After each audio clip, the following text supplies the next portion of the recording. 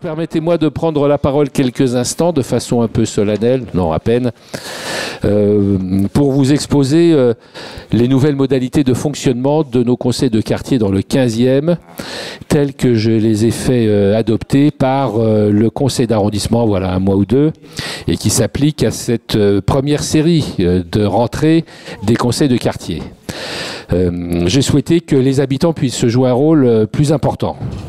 Vous vous souvenez que nous avions décidé, il y a déjà quelque temps, de faire élire des vice-présidents du conseil de quartier dans le collège habitant, donc parmi les citoyens, élus par l'ensemble des conseillers de quartier. Ces vice-présidents secondaient l'action des présidents, mes adjoints, des conseils de quartier. Comme ce système a tout à fait bien fonctionné, nous avons donc décidé à la mairie du 15e de confier dorénavant la présidence même des conseils de quartier aux vice-présidents élus dans le collège habitant des conseils de quartier. C'est-à-dire pour ce qui concerne votre conseil de quartier, à madame Andréane, voilà, d'accord, Kinadjian Rance. Voilà. Qui a été élu vice-président de ce conseil de quartier, ce qui va permettre de conférer voilà, plus de pouvoir, si on peut dire, en tout cas de responsabilité aux habitants.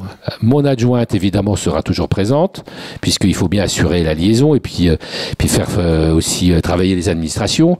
Et ça, c'est le boulot des adjoints, pour faire le go-between, en quelque sorte, la relation entre le conseil de quartier et les administrations parisiennes, le conseil d'arrondissement, voire le conseil de Paris, et bien sûr les nouvelles présidentes travailleront en parfaite étroite collaboration avec les adjoints de quartier. Évidemment, c'est un travail collaboratif. Voilà, c'est la petite information que je voulais donner au début de cette séance, et c'est quelque chose de durable, hein, moi je le dis, bon, pour la prochaine mandature, on ne sait pas qui sera élu, mais en tout cas, moi je souhaiterais pour la prochaine mandature que dès le départ, on puisse avoir des présidents des conseils de quartier qui soient élus parmi les citoyens. Voilà. Enfin, tirés au sort, puis élus, puisque c'est que c'est un tirage au sort pour les conseils de quartier. Voilà, c'était cette information que je voulais vous donner. Et maintenant, bien sûr, je passe aussitôt, définitivement, la parole à la présidente du conseil de quartier, Emorio Zola. Bonsoir, je me présente. Donc, je suis Andréane Kinadjian Rance. J'habite le quartier Emorio Zola, exactement sur la place Charles-Michel, depuis 20 ans. Et je travaille aussi dans le quartier, puisque je travaille... Ça marche pas, ça? Si, mais vous êtes trop loin du... Alors, je répète. Ah, là, j'entends mieux. Donc, je m'appelle Andréane Kinadjian Rance. J'ai été, comme a dit M. Goujon, tirée au sort pour être conseiller de quartier. Et ensuite, après, j'ai été élue présidente parce que la volonté de M. Goujon est que la présidente ou le président soit issu du collège des habitants. C'est-à-dire, c'est pour redonner, à mon avis, un peu plus la parole aux habitants. J'habite le quartier depuis 20 ans et je travaille aussi dans le quartier. Je travaille rue Ginou, c'est vraiment en plein 15e, à côté d'ici. Et je prépare des étudiants au concours d'orthophonie et au concours de psychomotricité. Et en même temps, je suis attachée d'enseignement à la Sorbonne. Voilà. Et surtout, je suis très attachée au quartier parce que dès la création des conseils de quartier, en 2002, j'ai été tirée au sort aussi et je me suis impliquée dans tout ce qui a été fait à l'époque. Par exemple, une fête de fin d'année, enfin de fin d'année scolaire plutôt, et aussi tout ce qui était à même d'être amélioré sur le quartier. Évidemment, ce n'était qu'un début, puisque vous verrez ce soir que nous avons encore des choses à faire, mais nous sommes là pour ça. Voilà. Donc, je vais présenter l'ordre du jour, mais avant, je vais passer la parole à Madame Levavasseur. Bon, félicitations pour votre élection, et je suis très heureuse que vous puissiez prendre la main sur ce conseil de quartier. En fait, on va changer un petit peu l'ordre du jour, donc on va commencer directement par la Soudal Beaugrenelle. Ouais, non, en fait, on a rechangé il y a quelques minutes. Voilà. Je crois que le maire voulait commencer. Mais voilà, des travaux de la Soudal Beaugrenelle, vous savez que le conseil de quartier les a portés à plusieurs reprises au budget participatif. Donc plusieurs tranches ont été votées. Ce sont des travaux qui ont été très attendus. Beaucoup d'entre vous, je pense, ont voté pour les voir aboutir. Monsieur le maire, vous voulez introduire pour la Soudal Beaugrenelle ? D'accord. Alors, je vais passer la parole à la direction de la voirie, monsieur Éric Passieux. Bonjour à tous. Je vais donc vous faire un petit point sur les travaux en cours de la Soudal Beaugrenelle. On va passer, voilà. Donc, comme ça a été rappelé, c'est un projet qui était inscrit au budget participatif. Enfin, en réalité, à 2 budgets participatifs. 2015 pour 600 000 euros et puis 2016 pour 500 000 euros. L'objet étant la rénovation, en général, des espaces sous la dalle Beaugrenelle. La petite présentation là, donc je vais vous parler du nettoyage de la surface de la dalle qui a été réalisé, la rénovation d'éclairage public, les travaux de chaussée-trottoir, puis un point d'avancement sur le calendrier. En termes de nettoyage et de mise en peinture, c'est des travaux qui ont été pris en charge et menés par la SEM Paris-Seine, qui est dans la salle d'ailleurs, qui faisait suite, une fois qu'on avait déposé les caissons qui sont au plafond, de toute la dalle. C'est des systèmes de caissons qu'on verra sur d'autres photos. La SEM Paris-Seine procédait au nettoyage de façade à façade et puis ensuite à la mise en peinture. Donc là, on voit, ça donne une idée avec, pour ceux qui connaissaient avant, la petite photo en encart. Donc ça a été réalisé sur l'ensemble de la rue Robert de Flers et puis sur la rue Gaston de Caillavet. Alors sur la slide d'après, on va voir justement l'ambiance qu'il y avait, voilà, avant la couleur jaune. Et donc, pour parler maintenant de la rénovation de l'éclairage, donc l'objet était bien à la fois de nettoyer la Soudal pour éclaircir d'une manière générale, et puis de rénover l'éclairage pour qu'il soit à la fois moins consommateur en énergie, puisqu'on va passer en LED, et qu'on ait une ambiance lumineuse blanche, plus chaleureuse, qui restitue des couleurs comme on les voit à l'extérieur, et qui donne une impression de confort plus important. Donc voilà ce qui a été fait, la rénovation de l'éclairage. Là on voit que tous les caissons ont été déposés. J'ai mis un petit encart en dessous sur la gauche pour montrer l'ambiance qu'il y avait avant, hein. Donc je pense que la plupart d'entre vous l'avaient en tête, mais on voit déjà même que sans la mise en œuvre de l'éclairage, pour le moment il n'y a encore que de l'éclairage provisoire. On voit un candélabre provisoire là, avec la boule jaune sur la gauche. Ça fait déjà une impression beaucoup plus claire que ce qui était même dans le petit encart en dessous. Donc la rénovation consiste à remplacer l'ensemble de l'éclairage fonctionnel, c'est-à-dire l'éclairage chaussée et trottoir, par des sources lumineuses modernes, des LED, donc qui remplacent le sodium haute pression qui était avant et qui permet d'avoir un bon rendu de couleur. Et attendez, on va rester encore sur la petite slide. Et puis une ambiance dans ces voies similaires, voilà, donc avec une ambiance similaire. Tout à fait. Donc après, c'est le détail dans la slide d'après pour voir un peu ce en quoi ça... Donc pour le moment, les chemins de câbles ont tous été posés. Donc on les voyait tout à l'heure là sur la photo générale. Là, c'est un zoom de ça, mais ça, on voit à quel point c'est beaucoup plus discret que tout ce qu'il y avait avant. Et forcément, c'est à l'extérieur et on les voit, mais ça reste quand même pas de la même nature que ce qu'il y avait avant. Et pour votre information, donc il y a juste une liaison là qui va être mise en place sur la droite, là, la goulotte peinte avec un râle, un bleu outre-mer, là, comme le carrelage, pour rejoindre le poste à l'ensemble des chemins de câbles. Pour le moment, il y avait des fourreaux qui étaient dans les poteaux, mais qu'on ne peut pas récupérer, donc on est obligé de faire un chemin de câble extérieur. Bon, c'est une petite information en passant. Sur le slide d'après, on va voir les luminaires qui ne sont pas encore mis en place, mais qui commencent juste à être mis en place. Donc on a 2 types de luminaires, ceux qui sont faits pour les chaussées, à droite, donc ils sont légèrement différents des premiers qui ont été mis en 2014, puisque la source, avant c'était justement au sodium, la LED n'était pas développée comme ça. On le voit en fond sur la photo de gauche, c'est les mêmes luminaires, sauf que la source n'est pas tout à fait pareille, donc c'est pas la même forme. Et puis un éclairage spécifique pour les piétons, donc c'est le luminaire suspendu là qu'on voit sur la gauche. Maintenant, sur les aménagements de chaussée, donc pour mémoire, on avait retenu de créer 4 oreilles au carrefour, enfin à chaque angle du carrefour entre la rue Robert de Flers et puis la rue du Théâtre, et puis 2 autres oreilles au niveau de la rue du Théâtre et de la contre-allée du quai de Grenelle.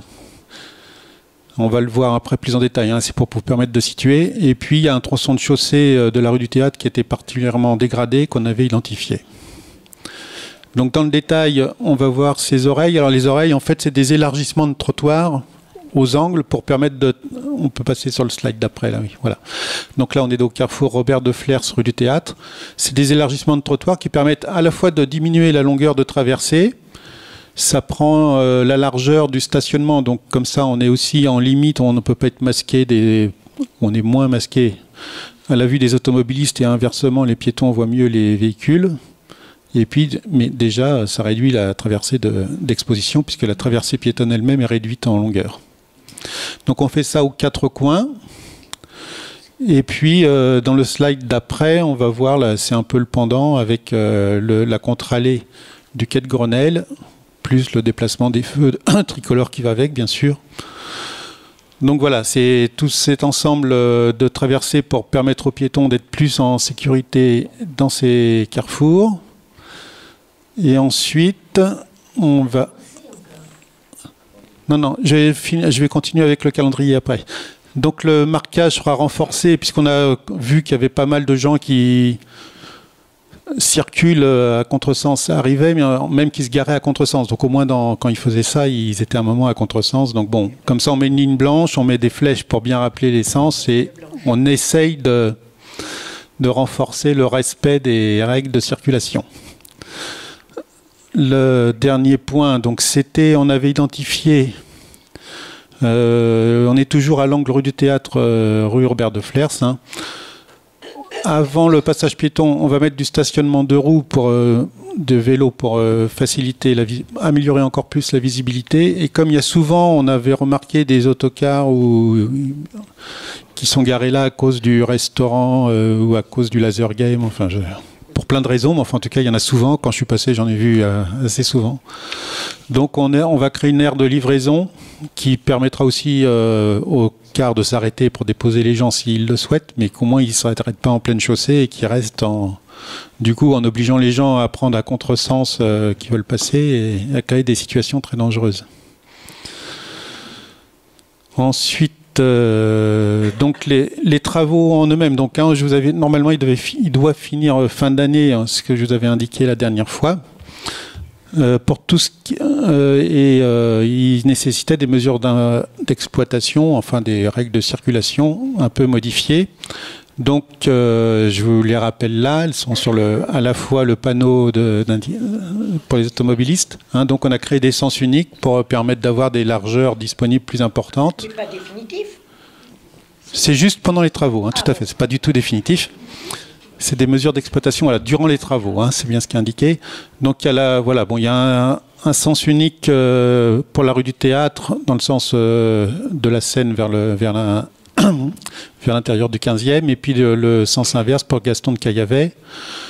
Et puis Robert de Flers, c'est depuis Brazzaville jusqu'à Caillavet. Après, le double sens est maintenu. Donc ça va être... on peut passer au dernier point, donc le point d'avancement. Donc tout ce qui est fait déjà, c'est donc la dépose d'ensemble des caissons lumineux et la mise en peinture. Donc des rues Robert de Flers et Gaston de Caillavet. La fin d'éclairage, donc là, avec la pose des luminaires, va avoir lieu jusqu'à fin décembre. Donc là, c'est plutôt bien tenu. Et puis, par contre, pour ce qui concerne les travaux de voirie du marquage, on va les commencer qu'en janvier, très certainement, pour les phasages avec les autres concessionnaires. Et donc, on est sur une fin de travaux pour ces points-là en février 2019. Voilà, rapidement présenté le point d'avancement pour ces travaux.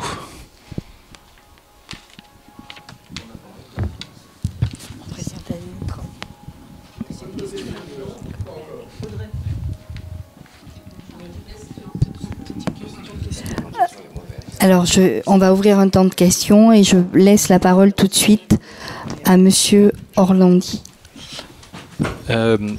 Oui, monsieur Passieux, moi la question que je me pose, je me suis absenté pendant 2 mois et je suis rentré 2 mois et j'ai vu que tous les échafaudages étaient descendus, etc. Est-ce qu'il y a des gens qui surveillent ces travaux ? Non, la question c'est celle-ci. Maintenant, moi je dois vous avouer que si on fait le bilan de cette opération, 1,1 million de budget participatif, plus 200 000, la SEM qui a quand même fait aussi un peu de travaux là-dedans, moi j'ai du mal à comprendre. Parce que quand vous parlez de nettoyage, des soudales, d'accord, ok, vous avez enlevé les lampes, etc. Je prends par exemple la tour reflet. On n'a même pas passé un coup de blanc sur la partie interne, sur les plafonds. On a laissé les plafonds comme ça. J'ai des photos. Moi, j'ai des gens qui m'envoient des photos. On a de la mousse qui est mise n'importe comment, qui n'est pas peinte.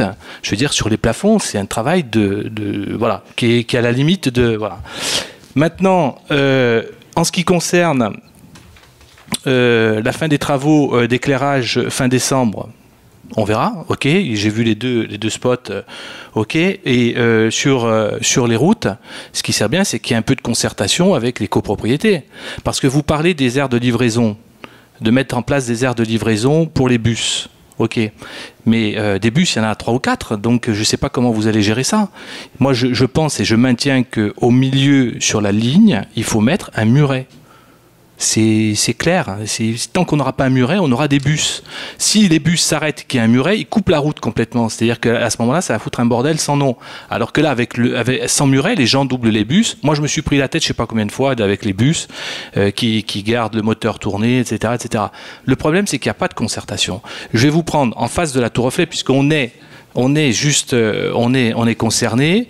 Vous avez plein de motos qui sont garées sur l'aire des pompiers. En face de la tour reflet, il faut faire un parking moto pour que ces motos soient plus sur le trottoir, mais qu'elles soient sur la route. Ça, c'est pas prévu. Voilà, c'est plein de choses comme ça. Et moi, ce que j'aimerais, et j'en reste là, après, moi, ce que j'aimerais, c'est le jour où vous prenez la livraison, c'est qu'on fasse un tour ensemble, pour que je vous montre un peu tout ce qui va pas. Qu'il y ait une vraie concertation. Parce que, franchement, vous connaissez les gens qui font partie du conseil de quartier, la TB, de toutes les associations, etc. Il n'y a personne qui a été concerté, ni sur le choix des lumières, ni sur les couleurs, les trucs, il n'y a rien, il n'y a personne. Et on a un vrai problème. Voilà, moi, je voudrais être présent quand vous allez... appelez-moi, vous avez mon portable, vous m'appelez, vous me dites, voilà, on va faire un tour ensemble, parce qu'il y a plein de malfaçons dans ces travaux. Il y en a plein, je vous le dis.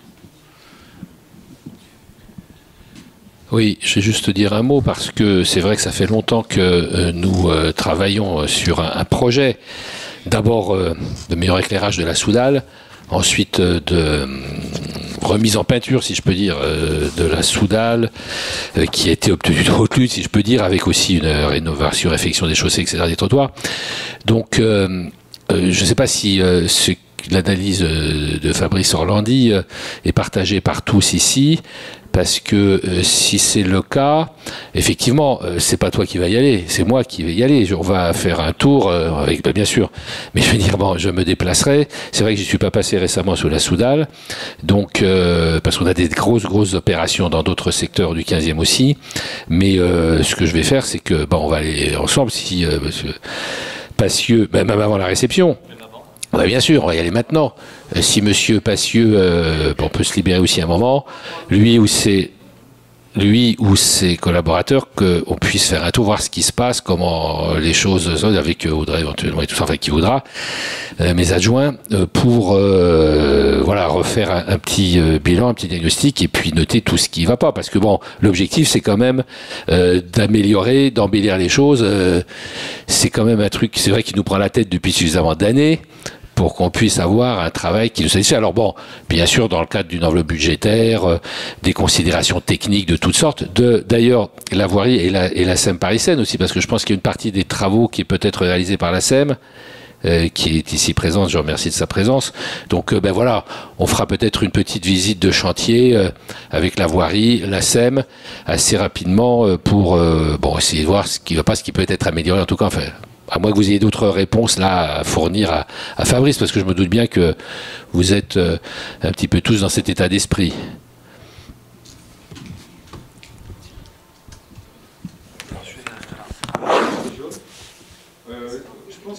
passer de temps en temps le soir, non, dans ce point-là? Parce que moi je veux bien embellir, mettre des lumières, c'est sympa. Et puis alors, Attendez, vous c'est avez un le problème micro. c'est un problème plutôt humain. Vous allez dire que ça vous concerne pas, mais vous avez un certain nombre de gens qui habitent là. Donc, si vous voulez, ça rend un peu. Vous parlez de sécurité, etc. Franchement, là, il y a aussi un problème à traiter. Alors, si vous allez me dire, c'est pas votre problème. Peut-être c'est le problème de quelqu'un d'autre. Mais je pense que quand vous avez des matelas, que ça sent l'urine, que vous avez des gens alcoolisés. Bon, vous voyez, c'est juste, c'est les recoins qui sont avant le bowling. Vous voyez, il y a des gens qui habitent là depuis des années. Alors, c'est peut-être pas tout le temps les mêmes. Hein.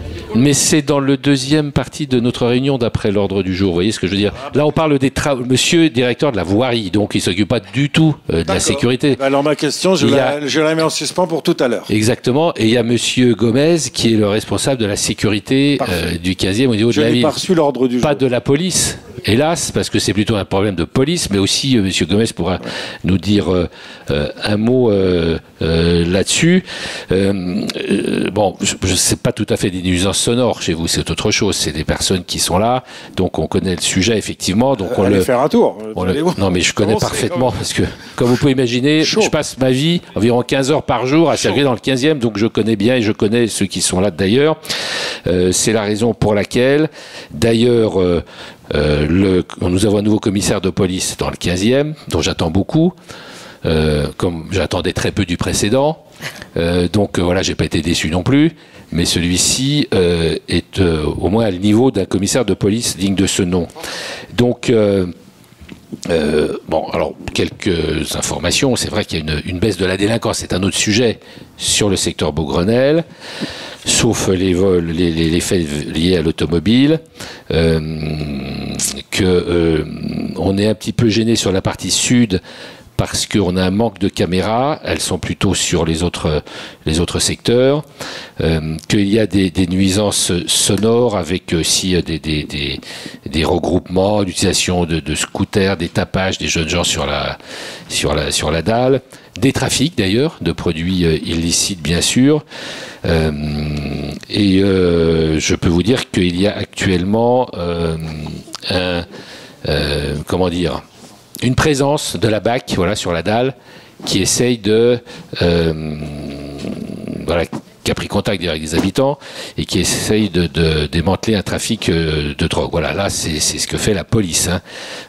Donc, le reste est une affaire différente, mais qui est aussi importante, parce que c'est endémique, et on espère bien qu'avec aussi un certain nombre de travaux, on pourra peut-être résoudre ce sujet, d'autant plus que moi j'ai ouvert un centre d'hébergement d'urgence par an, sous mon premier mandat, donc il y a des places partout. Hein. Moi j'ai des places, maintenant il y a des personnes aussi qu'on n'arrive pas à convaincre d'aller sur place, et qui pourraient relever d'un autre traitement que celui-ci. Mais bon, on pourra peut-être en dire un mot tout à l'heure, j'ai déjà été trop long, peut-être qu'on peut revenir sur les travaux, parce que le premier point de l'ordre du jour, c'est ça, c'était sur les travaux, avec des réponses peut-être de la SEM et de monsieur Passieux.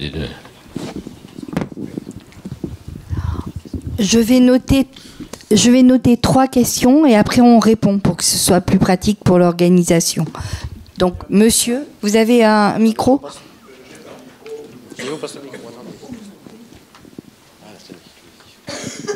Donc bonjour, Jean-Pierre Sadorge, Perspective 2. Donc je suis complètement concerné par le secteur en fait entre la rue de Javel et la rue Keller. Bon, j'ai été un peu frappé, mais c'est un peu normal parce qu'on n'en a pas encore parlé, d'un grand absent sur le premier plan que M. Passieux nous a montré, c'est qu'il y a une absence totale en ce qui concerne le front de Seine du secteur justement entre la rue Keller et la rue de Javel. Alors, il n'y a pas beaucoup de sous-dalles, mais il y a quand même la dalle Keller, la dalle Javel, je veux dire, qui est en pleine déshérence. Et ma question est toute bête. J'aimerais savoir quand cette partie du front de Seine, qui est partie du front de Seine, il y a, bon, c'est vrai, il n'y a pas beaucoup de tours, il y a Keller, il y a Espace 2000, il y a Perspective 2. Bon. Quand est-ce que cette partie du front de Seine va être, je dirais, soignée autant que les autres, parce qu'on a un peu l'impression qu'on est un peu laissé pour compte. Première chose. Ça, c'est une question précise. La deuxième question, je me permets de la poser à M. Passieux directement. Je suis très, très inquiet de la situation de la sécurité sur la contre-allée du quai André Citroën. Je vous en avais parlé au mois de juin. J'avais envoyé un courrier à ce moment-là ainsi qu'à M. Goujon pour qu'il soit informé. Vous savez que la contre-allée du quai André Citroën, tout l'ensemble des voitures qui sortent du parking Beaugrenelle passent là pour sortir sur la rue de Javel. Il y a de plus en plus de circulation. Il y a des voitures qui passent à toute allure, des deux roues, j'en parle pas. Et il n'y a rien qui puisse permettre sur cette contre-allée, qui fait quand même assez loin, puisque c'est de la rue de Linois à la rue de, pratiquement à la rue de Linois et de la rue de la Javel, rien qui puisse permettre de ralentir la circulation. Bon, j'ai vu que sur le quai André Citroën, pourquoi pas, il y a un panneau 30 à l'heure. Très bien, c'est un 2x2 voies, les voitures roulent, pourquoi pas. Dans la contre-allée, il n'y a rien. J'avais proposé soit de limiter la vitesse à 30 à l'heure, soit de mettre au moins un passage piéton à peu près au milieu, soit bien sûr, comment ça s'appelle, un ralentisseur. Bon, je n'ai pas eu de réponse de votre part, mais bon, vous êtes très occupé. Je note en passant qu'il n'y a pas très longtemps, je l'ai vu, rue des Bergers, qui est une petite rue qui débouche rue de la Convention, on a mis un ralentisseur. Ralentisseur, il a mis 20 mètres avant la rue de la Convention. C'est pas trop mal, mais je vois pas bien l'intérêt, puisque de toute façon, quand on arrive à la rue de la Convention par la rue des Bergers, on est obligé de freiner. Enfin bon, je suis donc très inquiet, parce que dans ce pays, si on attend qu'il y ait un accident, il y en aura un forcément, parce que ça va de plus en plus vite, il y a de plus en plus de voitures. Je voudrais savoir ce que vous pensez faire pour cette contre-allée qui devient vraiment très dangereuse. Voilà.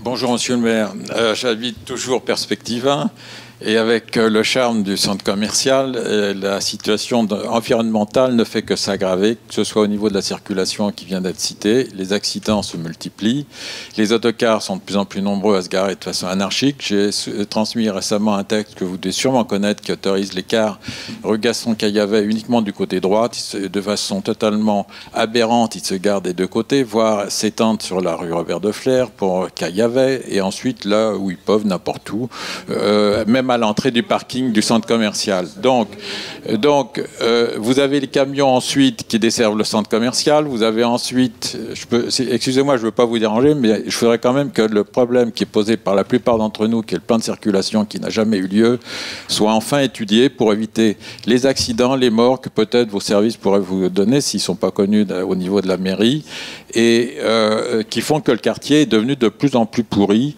Et à mon avis, même pour les gens qui viennent au centre commercial, il est dommage que le quartier n'ait pas plus d'attrait avec un peu moins de gros camions, d'autocars, qui, le cas échéant, pourraient emprunter un autre parcours. On ne veut pas mettre fin à la circulation de véhicules dits utilitaires, mais simplement que l'ensemble des autorités compétentes, voirie, responsables de la sécurité routière, se penche sur un autre type de circulation qui éviterait de passer sous dalle.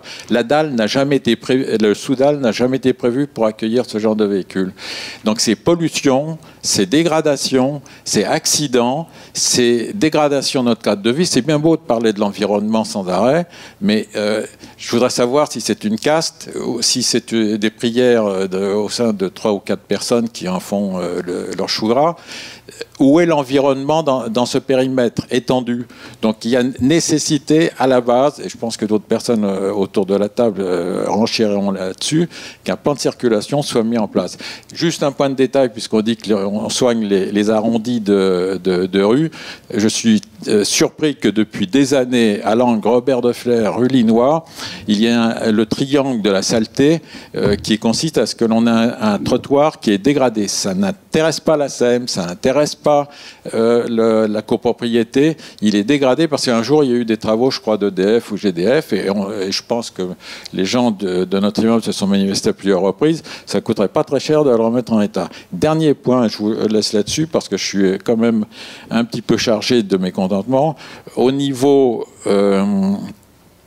des superbes bancs, et vous avez eu raison, je ne sais pas qui a eu l'initiative de faire ça, le long du centre commercial, qui ont remplacé les blocs béton qui étaient plutôt tartouilles. On a mis on a mis de jolis bancs en pierre. Écoutez, étendez-les dans le quartier, y compris sous la rue Robert de Flers, puisqu'il y a des gens qui ne sont plus à dégrader un certain nombre d'espaces où on pouvait s'asseoir, et où vont même parfois des gens sans domicile fixe.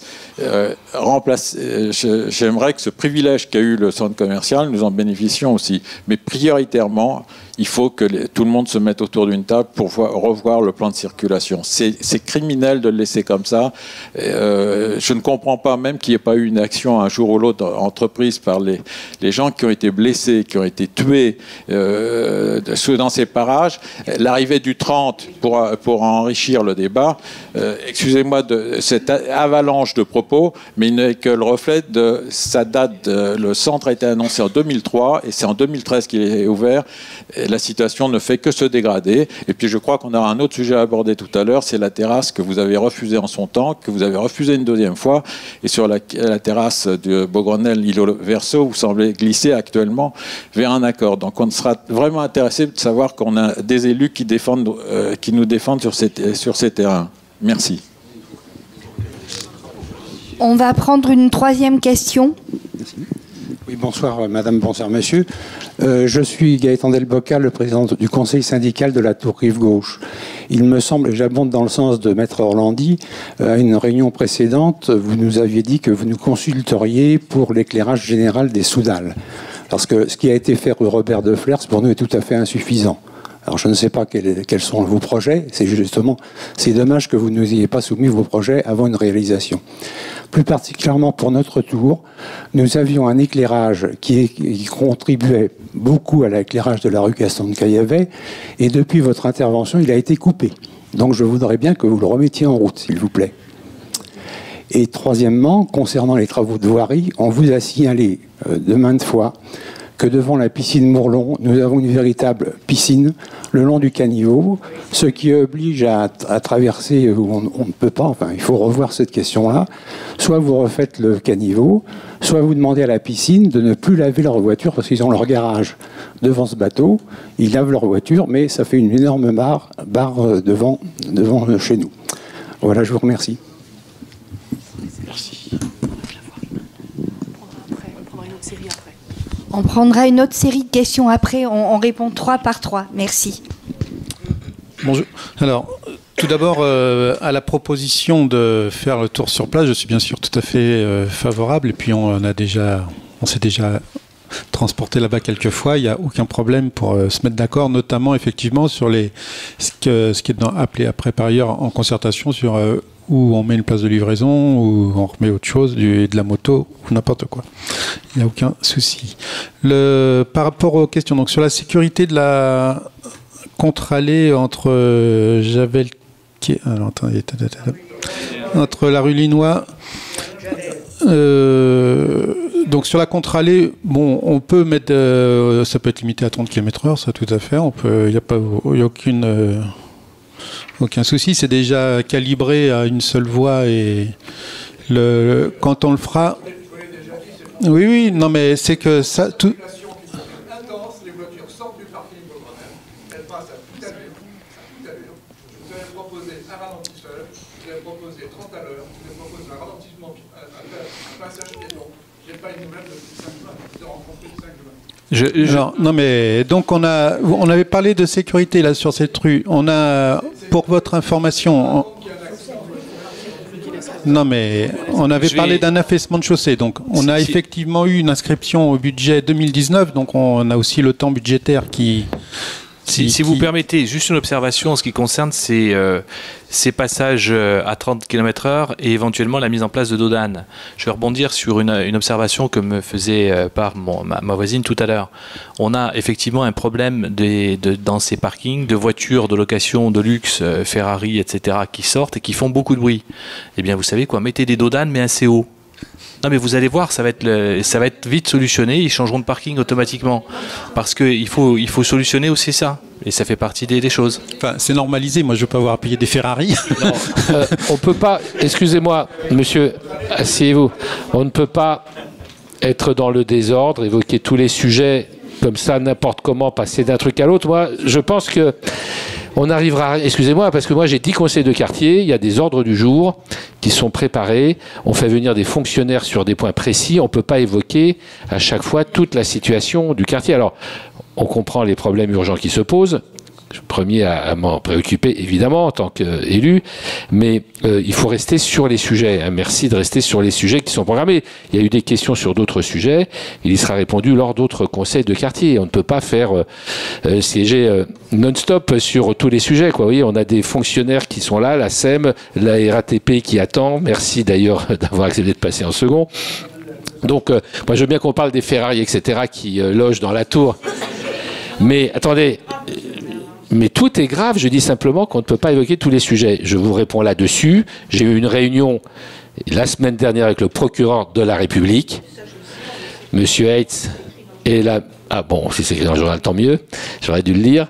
En tout cas, moi j'étais à la réunion avec la maire de Paris, avec le procureur de la République, pour que des mesures pénales, voilà, des dispositions pénales soient prises vis-à-vis de ces véhicules. Donc maintenant, la balle, si vous voulez, dans le camp de la justice, hein, qui doit sévir et réprimer ce type de commerce qui est borderline, quoi. Vous voyez ce que je veux dire. Donc c'est ça qui va se passer. Donc j'espère qu'on en sera débarrassé totalement, ce qui n'empêche effectivement peut-être de rehausser là pour casser les châssis. Je sais pas ce que tu veux faire exactement. Bon. Bon, je pense qu'il faut laisser Monsieur Passieux exprimer, puisque c'est lui qui fera les travaux, de toute façon, qui ne les fera pas. Donc, oui, zone 30, oui, à un ralentisseur s'il le faut, etc. Oui, éventuellement, à retravailler un plan de circulation. Mais maintenant, c'est aux spécialistes, aux techniciens de nous le dire. Voilà. Et puis, bien sûr, tout ça, je dois le dire, moi, en tant que maire, on le fait, si on peut se calmer, on fait tout ça avec une enveloppe budgétaire quand même. Hein. Il y a des travaux à faire aussi dans beaucoup de secteurs, donc on est obligé de répartir la manne, le terme est un peu excessif, hélas, budgétaire, quoi, hein, dans les différents secteurs de voirie. Ok, donc je continue, mais effectivement, le problème d'autocar, on en a parlé, il existe et on ne va pas le régler là. C'est inversement, c'est là où, quand il y a des points singuliers, comme devant le Laser Quest, là où on avait identifié, s'il y a vraiment le besoin est là et que l'autocar il sera là quoi qu'il arrive, on peut essayer d'avoir une place de livraison, mais on en parlera quand on fera ce tour sur place. S'il y a d'autres priorités, il n'y a pas de problème. C'était justement bien dans cet esprit d'essayer de régler les problématiques et de mettre en sécurité au mieux, sans que j'ai envie de mettre de l'autocar partout, bien évidemment. Après, pour Père de Flers, les trottoirs dégradés, donc ils vont être... Je regarderai ce point singulier là, à l'angle rue de Linois, les super bancs, donc on imagine que c'est des blocs d'assises granit. Bon, on imagine bien qu'il faut une largeur de trottoir assez importante pour les mettre, mais il existe. Donc pour l'affaissement qui est devant la piscine, donc effectivement dans le cadre on l'avait évoqué, dans le cadre des travaux de voirie, on a dit qu'on prendrait quelques points, les points singuliers, dont celui-ci qui est identifié. Donc quand les entreprises viendront, on traitera tout ça. Alors, l'éclairage, pardon ?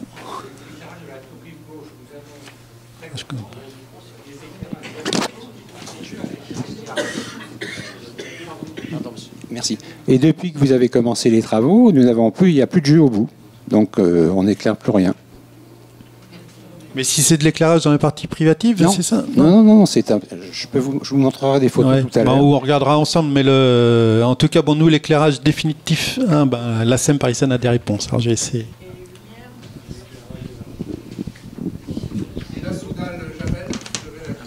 Alors, oui. Non, c'est prévu dans le prochain budget participatif. Donc voilà, mais on fait ça par tronçon, ça va être budget participatif. Alors, concernant l'éclairage de l'entrée de Tours au niveau rue, il semblerait que cet éclairage était connecté sur l'éclairage public. Et donc, au moment de la dépose de l'éclairage public, donc il y a un mélange de genres entre un éclairage d'une zone privative et d'une zone publique. Et les équipes Enedis qui ont procédé aux déposes, donc ont déposé l'éclairage public. S'il y a de l'éclairage, entre guillemets, sauvage ou connecté sur ce réseau, inévitablement, alors, c'est pas sauvage, mais il était connecté sur du réseau et de la distribution publique sur un compteur d'énergie publique. Dans toutes les soudales, ça a toujours été l'éclairage public qui éclairait chaque tour. Alors l'éclairage des tours, des pieds de tour sur rue concerne effectivement la SEM Paris-Seine et sont raccordés sur les compteurs de la SEM Paris-Seine. Alors raccordez-les sur votre compteur, moi ça ne me pose pas de problème. La question est pourquoi ce dysfonctionnement était avéré.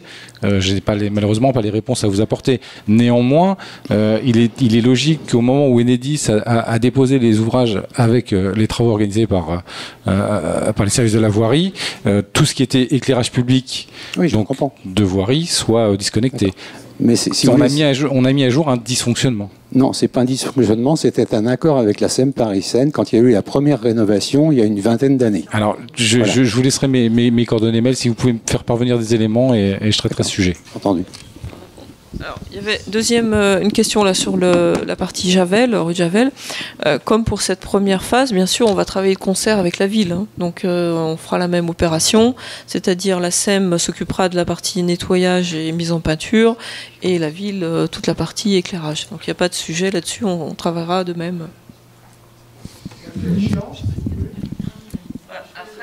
L'échéance, là, c'est ce que vous a dit le maire, en fait, c'est un budget participatif. Hein. Donc nous, on va suivre le budget qui sera des... Alors après, nous, on suit le budget voté. Hein. Les budgets participatifs sont votés chaque année par définition, donc il faut que ce budget soit voté. Ce sera le vote, j'espère, sera pour l'année prochaine, puisque c'est en septembre. Un vote du budget en septembre. Excusez-moi, on va donner la parole à Madame Baudot qui avait le... Alors moi, d'accord. Je voulais signaler qu'il manque un grand nombre de places de roues. Moi, je suis perspective 1, donc devant notre immeuble, c'est-à-dire rue Robert de Flers et également rue de Linois. Les deux roues se mettent n'importe où, on ne peut pas passer. Et également un rappel à faire, c'est peut-être pas dans l'ordre du jour d'aujourd'hui, mais le Monoprix, les camions de livraison empiètent énormément sur le trottoir et on ne peut pas passer, ni les piétons, ni les poussettes, ni personne, ni les enfants. Donc c'est très dangereux également, ce que disait un autre habitant de la tour Perspective 1.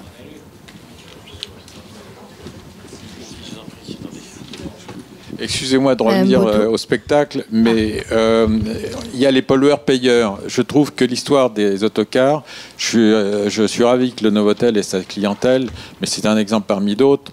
Quand je dis qu'on peut trouver une autre solution pour le plan de circulation des cars, elle existe, et de stationnement aussi. J'ai émis, même auprès de Mme Clermont-Tonnerre en son temps, le fait que les cars ne passent pas sous la dalle et viennent se garer en oblique actuellement, ce qui est une petite pelouse devant le Novotel, et je suis sûr qu'on peut faire garer, il y a parfois 10 autocars, mais en bonne moyenne il y en a 6, 7 qui pourraient se garer en diagonale là. Ça éviterait le trafic qui se fait sous la dalle en venant depuis le quai. Je suis convaincu que c'est une solution étudiable qui ne mettrait pas en péril le Novotel et qui peut être étudiée conjointement avec eux. Donc comme il existe quand même d'autres entreprises à desservir, il faudra peut-être à un moment ou un autre essayer de faire parler la raison. Et en plus qu'ils y ont intérêt, sachant que la clientèle qui a changé au niveau du Novotel, puisqu'elle était d'un niveau financier plus élevé précédemment, c'est plus une clientèle de tour opérateur maintenant, bon c'est comme ça, mais qui participe à l'évolution de ce raisonnement. Je pense qu'il faudrait contacter l'adjoint à la circulation à la mairie, parce qu'on n'est pas sur l'ordre du jour là. Il faut quand même y arriver à le solutionner. Donc, il faut... venez nous voir à la fin de la réunion. Non, attendez. Oui, d'accord, je vais terminer parce que c'est pour moi un des 2 ou 3 problèmes importants. Et il est imbriqué avec l'histoire du 30. Si vous ne résolvez pas le problème de la circulation des gros véhicules sous dalle, on cumulera les problèmes, des réunions, on perdra du temps comme ça, et des accidents. Donc, c'est pas la mairie, c'est pas en discutant avec vous, je le fais devant témoin. Il faut qu'il y ait un plan de circulation qui soit mis en route, qui n'a pas été mis en route quand le centre a démarré. Il est temps qu'il le soit. Bon, donc, et surtout que la solution, elle n'engage pas forcément des changements dramatiques au niveau de la ville, ni au niveau du coût de réalisation. Je ne vois pas pourquoi on s'entête à vouloir que des gros véhicules viennent sous dalle. Je dis ça en face de M. Goujon, je connais depuis longtemps, et en toute amitié, il faut arriver à cette solution. Il faut se retrousser les manches tous et imposer cette solution. Madame Baudot. Oui. En ce qui concerne les travaux, on revient au point du début. C'est-à-dire que ça fait au moins 3-4 ans qu'on parle de travaux à faire sous la dalle. Il n'y a jamais eu, à mon point de vue, en tous les cas, je n'en ai jamais eu connaissance, d'un diagnostic et d'un plan global de travaux à exécuter sous la dalle, sur les trottoirs, les rues, la totalité de la sous-dalle. Donc maintenant, on part encore par petits bouts.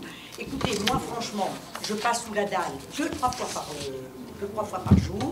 Je ne vois aucun changement par rapport aux travaux que vous nous dites qui ont été faits. Si c'est vrai qu'il y a des caissons qui ont été retirés, un peu de peinture de fête, mais franchement, moi je vois très peu de différence. Donc, quel est le diagnostic qui a été véritablement fait pour réhabiliter la sous-dalle totalement avec, je me souviens déjà de ces débats ici, des tranches de financement. S'il fallait 5 ans, 6 ans, 7 ans pour le faire, au moins sachons où nous allons. Franchement, moi, sur les travaux, je suis incapable de dire ce que vous allez véritablement faire pour réhabiliter, y compris les rues, les trottoirs, ce qui est de la responsabilité des copropriétés, ce qui est la responsabilité d'autres propriétaires. Donc à un moment donné, il faudrait qu'on se mette d'accord. Deuxièmement, et là c'est par rapport à la circulation, et par rapport à ce qui vient du coup, puisqu'on parle de la sous-dalle, c'est que depuis 5 ans, à peu près, les activités sous la sous-dalle ne sont absolument pas ce que nous avons pu connaître il y a quelques années. Aujourd'hui, il y a d'abord le centre commercial qui est ouvert depuis 2014. Le plan de circulation, l'étude qui avait été faite en 2010, tout ça a volé en éclats. Et tout le monde savait que la voirie actuelle ne pourrait pas absorber.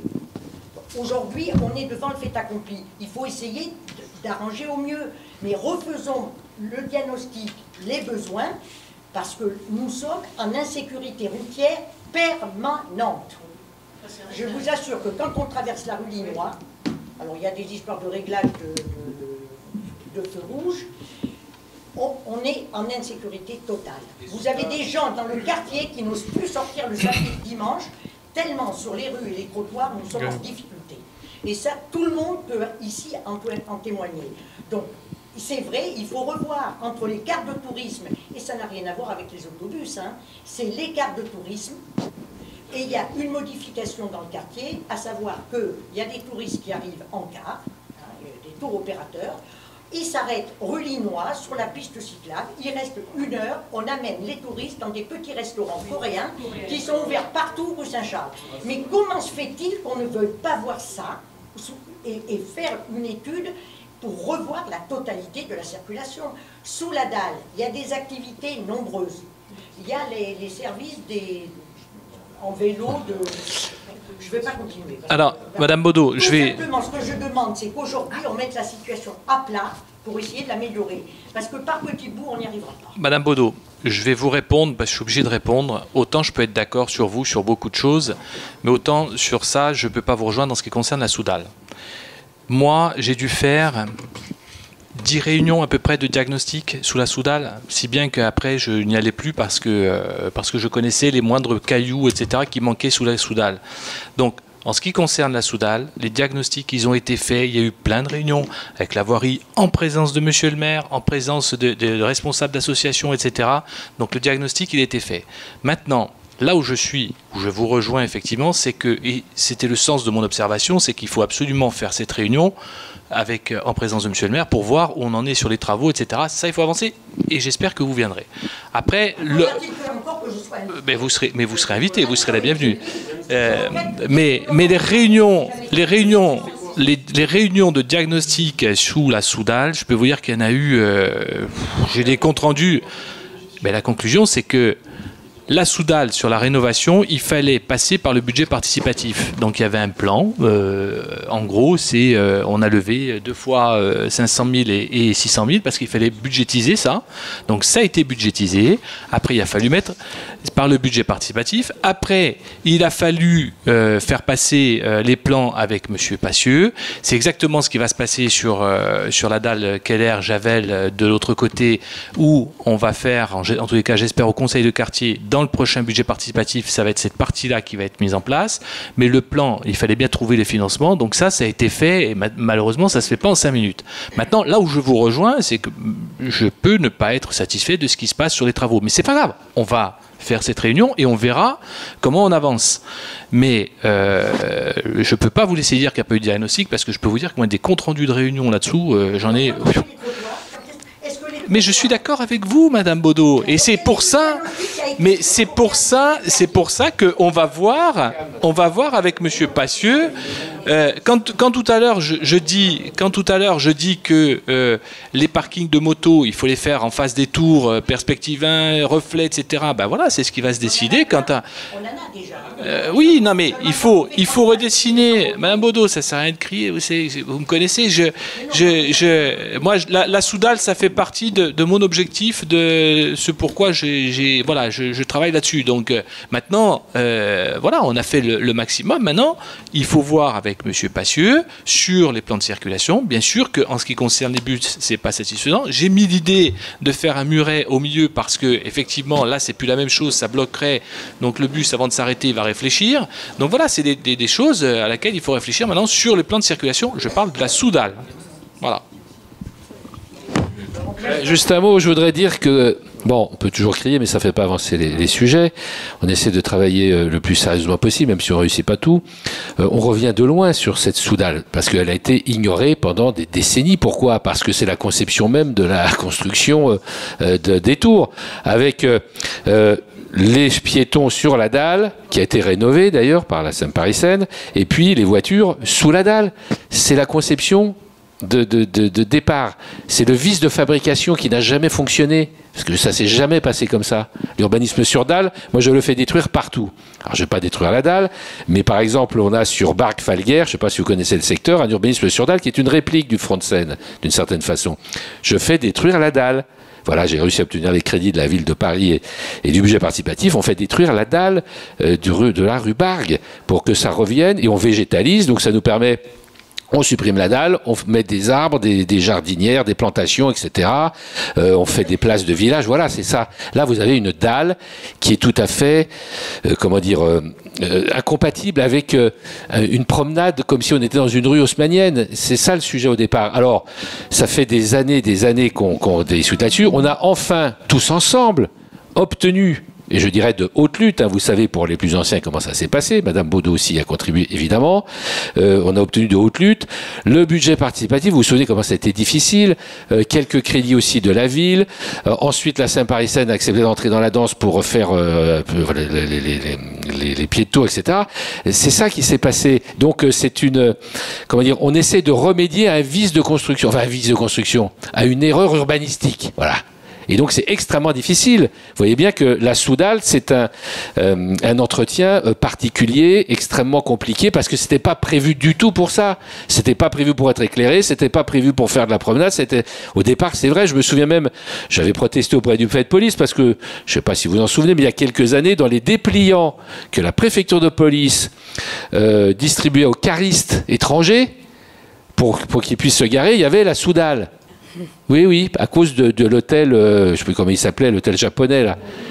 L'hôtel Nikko. Moi, je ne cesse d'écrire au Novotel pour lui dire de cesser de nous embêter avec ses cars et de régler son problème de cars. Moi, je n'ai aucun intérêt dans l'hôtel Novotel. Au contraire, je ne cesse de me plaindre de ce qui se passe dans cet hôtel, enfin, et aux alentours, puisqu'il considère que la République lui appartient pour garer ces trucs. Pareil, j'ai été voir aussi les restaurants en question que vous évoquiez en disant il faut réguler tout ça. Vous ne pouvez pas faire déployer vos cars comme l'avenue de Suffren. Je ne sais pas si vous voyez comment ça se passe, l'avenue de Suffren, des cars qui ou déferlent des centaines de touristes qui traversent sans arrêt. Donc j'ai été voir moi-même les restaurateurs pour leur dire, il faut arrêter ça. Mais c'est un travail de persuasion. Nous n'avons pas les pouvoirs de police, je le dis au passage, parce qu'il manque quand même un interlocuteur ici qui est la préfecture de police. Tant qu'on n'aura pas de police municipale, à laquelle Madame Baudot est hostile, d'ailleurs je le dis au passage, nous n'arriverons jamais à réguler ça, parce que vous n'aurez jamais un policier, de la préfecture de police, d'ailleurs vous n'en avez jamais vu ou presque, pour assurer la régulation de la circulation. Il n'y a qu'une police municipale qui peut le faire. Comme d'ailleurs mettre un terme aux petits désordres de voie publique, la mendicité agressive, les dépôts, machin, etc. Voilà, c'est aussi ça qui est nécessaire. Donc c'est un travail difficile pour toutes ces raisons, hein, de structurelles, si je peux dire, que nous menons pas à pas. C'est long. On se bat avec vous, ensemble, pour arriver à ces améliorations. Les services aussi qui sont débordés de toutes parts, hélas, etc., etc. Mais bon, voilà, on entend, on enregistre tout ce qui a été dit, parce que c'est très important d'avoir évoqué tous ces sujets. À nouveau, d'ailleurs, je sais bien que c'est pas la première fois, mais ne baissons pas les bras. Moi, je ne baisse pas les bras, et pourtant, je reviens 10 fois, 20 fois, 30 fois, aussi sur les mêmes dossiers comme vous. On ne baisse pas les bras, on continue, on progresse trop lentement, on chemine, mais on arrivera à faire de cette Soudal non pas un espace de promenade et d'agrément, parce qu'il ne faut quand même pas exagérer, mais enfin d'amélioration le plus possible de tout ça. Et on a fait des marches exploratoires d'ailleurs, hein, mon adjointe me le rappelait, une dizaine avec certains d'entre vous, etc., qui avaient pu se libérer. Donc maintenant on va revoir ce qui ne va pas dans les travaux. Très important, la circulation routière, la sécurité routière, évidemment. Moi, je ne cesse d'avoir aussi des contacts avec le centre Beaugrenelle pour lui dire attention, vos livraisons, la propreté, le voiturier, machin, etc. Voilà, simplement, on a besoin aussi de tout le monde et de la coopération de tous les services, qui est parfois difficile parce que malheureusement ils considèrent parfois qu'ils ont d'autres priorités. Voilà ce que je veux dire, que ce ne sont pas des problèmes qu'on ignore, et ne croyez pas que vous parlez en pure perte ici. Ce sont des choses ensuite que nous suivons attentivement en essayant d'obtenir des résultats trop faibles à vos yeux, certes, mais voilà, on essaye vraiment de faire le maximum avec nos petits moyens, nos petits bras. Voilà. Monsieur le maire, nous sommes placés en zone touristique internationale. Est-ce qu'on ne pouvait pas obtenir, vu ce classement de ce quartier, des moyens supplémentaires en matière de police en tous les cas? Madame Baudot, mais Madame Baudot, vous êtes la première à savoir que la préfecture de police est totalement accaparée par ses missions régaliennes aujourd'hui, de lutte antiterroriste, antidélinquance. D'ailleurs, j'ai un rapport sur la délinquance, la dalle Beaugrenelle, les choses s'améliorent d'après ce que me dit la préfecture de police. Mais tout ce qui est tranquillité publique, ce dont vous vous plaignez, petit désordre de voie publique, etc., la préfecture de police ne s'en occupe pas du tout. Moi, j'entends le gouvernement qui dit police de sécurité du quotidien. Je l'attends. Et j'ai des réunions avec le préfet de police régulièrement. Nous lui disons, mais cette police de sécurité du quotidien, c'est exactement ce que nous voulons. Mais où est-elle ? Où est-elle aujourd'hui? Dites-moi si vous voyez de l'îlotage dans les quartiers, si vous voyez des patrouilles qui...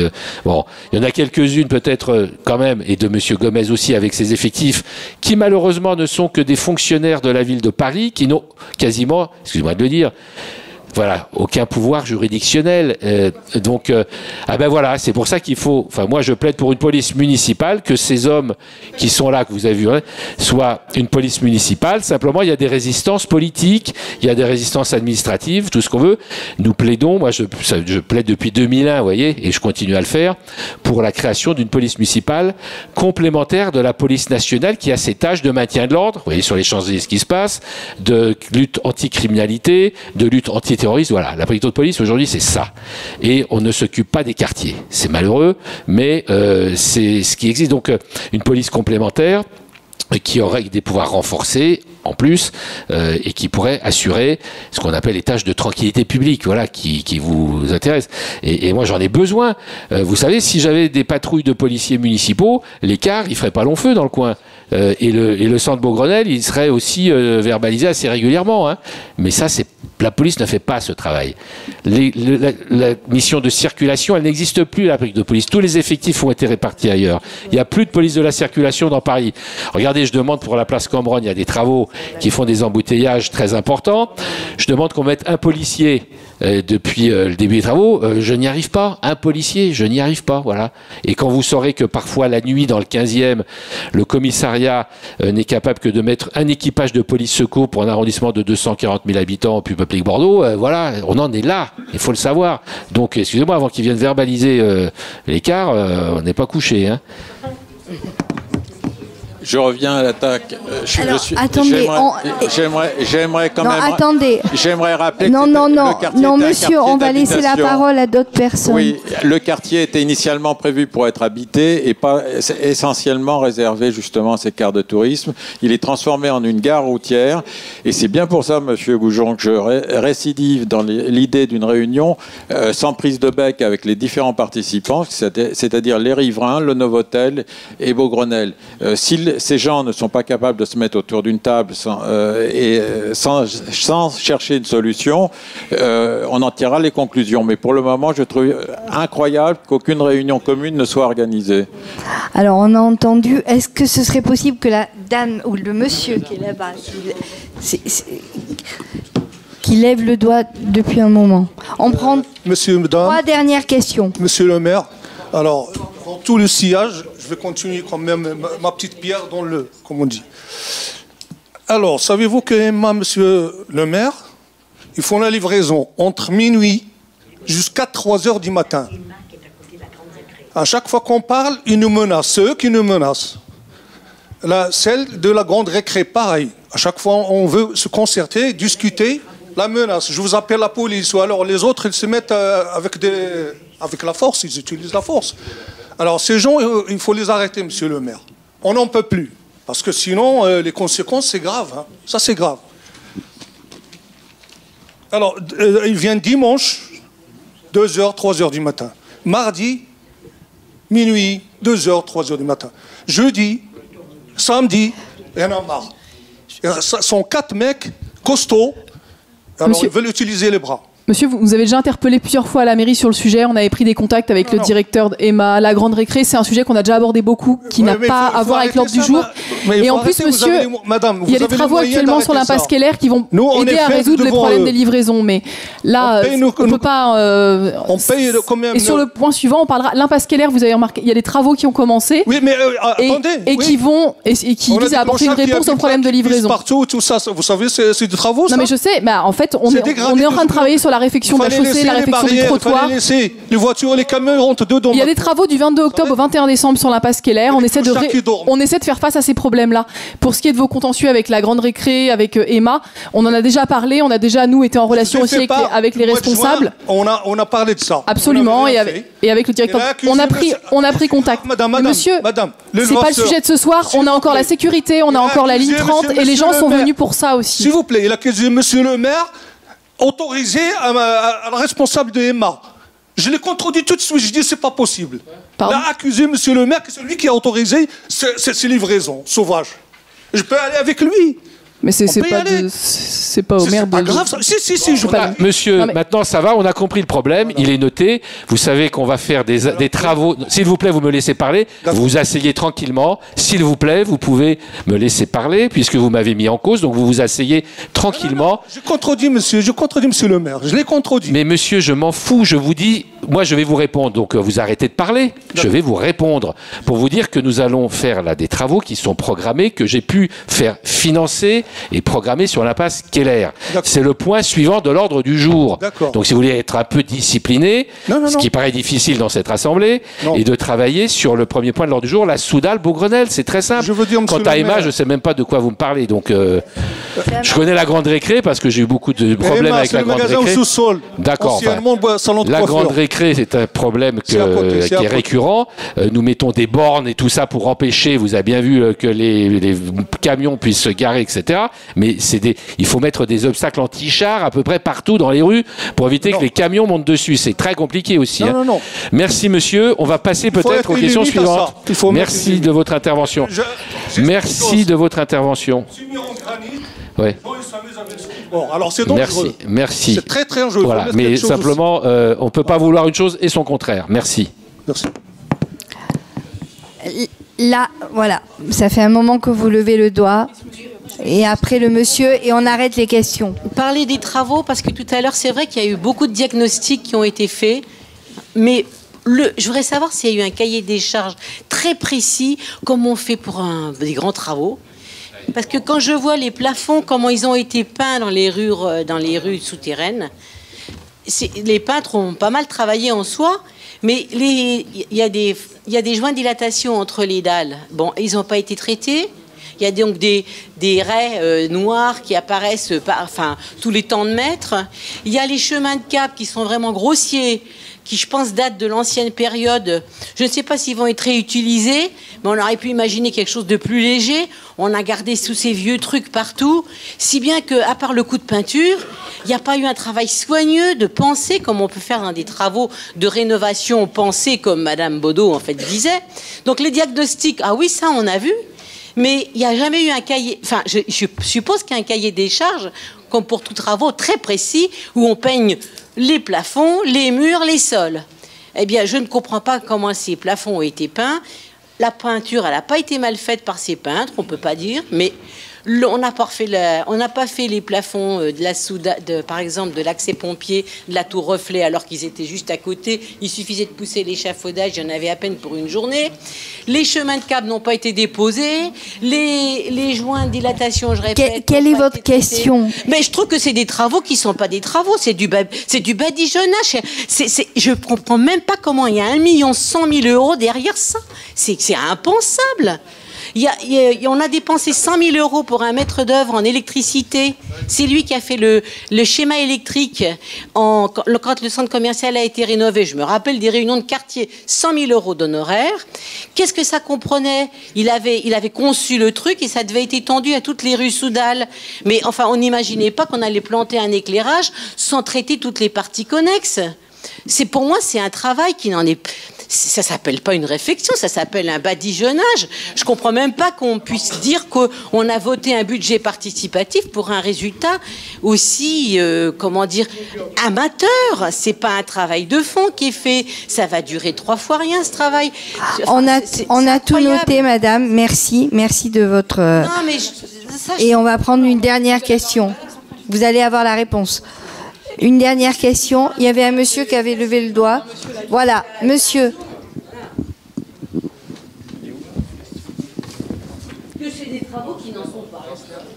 On vous écoute. On va traiter les chemins de câble, si on va les supprimer, si on va dire monsieur il y a des bouts de plastique qui sortent sur les travées, tous les temps sur les numéros pairs. Vous savez comment... Madame, ne vous inquiétez pas, on va vous répondre. J'ai noté la question, on va écouter monsieur. Oui, bonsoir. Bon, en fin de compte, je crois que la meilleure des solutions pour les gares, c'est qu'ils se garent sur le pont de Grenelle.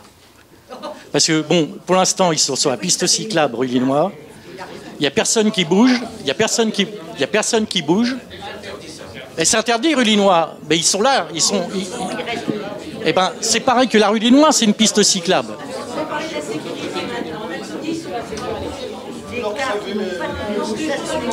Non mais je reviens Monsieur au Bassieu, sujet. vous voulez bien... Ah, pardon, c'est Monsieur Goujon qui répond. Je reviens au sujet sur le stationnement illicite. Il n'y a aucune police pour verbaliser tout ça. Alors, donc d'abord sur les ponts, déjà il est interdit de se garer ou d'habiter, évidemment. C'est pareil que la piste cyclable. Mais même s'il y a des cars qui se garent là ou qui se garent ailleurs, ils ne sont pas verbalisés. Vous le voyez bien, puisque la police n'est pas présente. Je suis désolé. Mais on a moins de pollution. Comment? On aura beaucoup moins de pollution.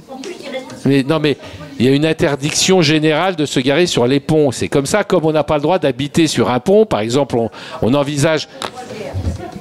Madame Baudot. Bon, je crois que... Madame Baudot, vous savez mieux que quiconque la loi, vous avez été législatrice. Vous savez bien qu'on n'a pas le droit de se garer sur des ponts qui franchissent un fleuve. Donc on va mettre une dizaine de vélos, et je vous dis de Vélib sur la piste cyclable. Votre préfecture de police ne fait rien. Qu'est-ce que vous voulez que je vous dise? On va mettre les Vélib sur la piste cyclable. Mais non, parce que vous ne voulez pas de police municipale. Seule une police municipale serait en mesure de verbaliser. Ah ben si, c'est la question. Si, c'est la question. C'est la question. Ben, alors... Je veux bien qu'on parle des bateaux de croisière parce que je mène une bataille contre Aropa. Madame Baudot, nous avons un combat que nous menons peut-être ensemble. Je suis ravi que vous me rejoigniez, qui est de me battre contre les bateaux de croisière. Voilà. Non, parce que ce que veut faire l'État, figurez-vous... Attendez, Madame Baudot. Ce que veut faire l'État, c'est faire des bateaux de 200 mètres de long pour là. voyez ce que... Ah ben vous voulez des bateaux de... Et vous voulez les bateaux de 200 mètres, donc moi je m'y oppose. Moi je m'y oppose. Ben oui, mais c'est vous qui ne l'êtes pas.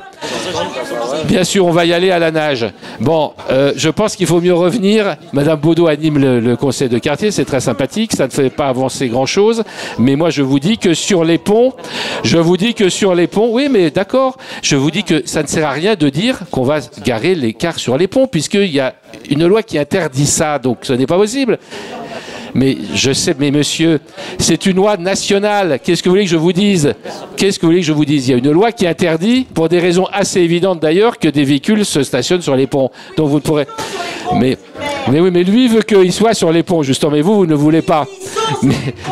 Mais Madame Baudot, vous avez mangé quoi ce soir? C'est pas possible. Bon, bah alors allez manger, allez vous détendre. Allez vous détendre. Je vous dis simplement la chose suivante, c'est que la police ne verbalise pas. Bon, ben, d'accord, ben ne venez plus, qu'est-ce que je vous dise, hein?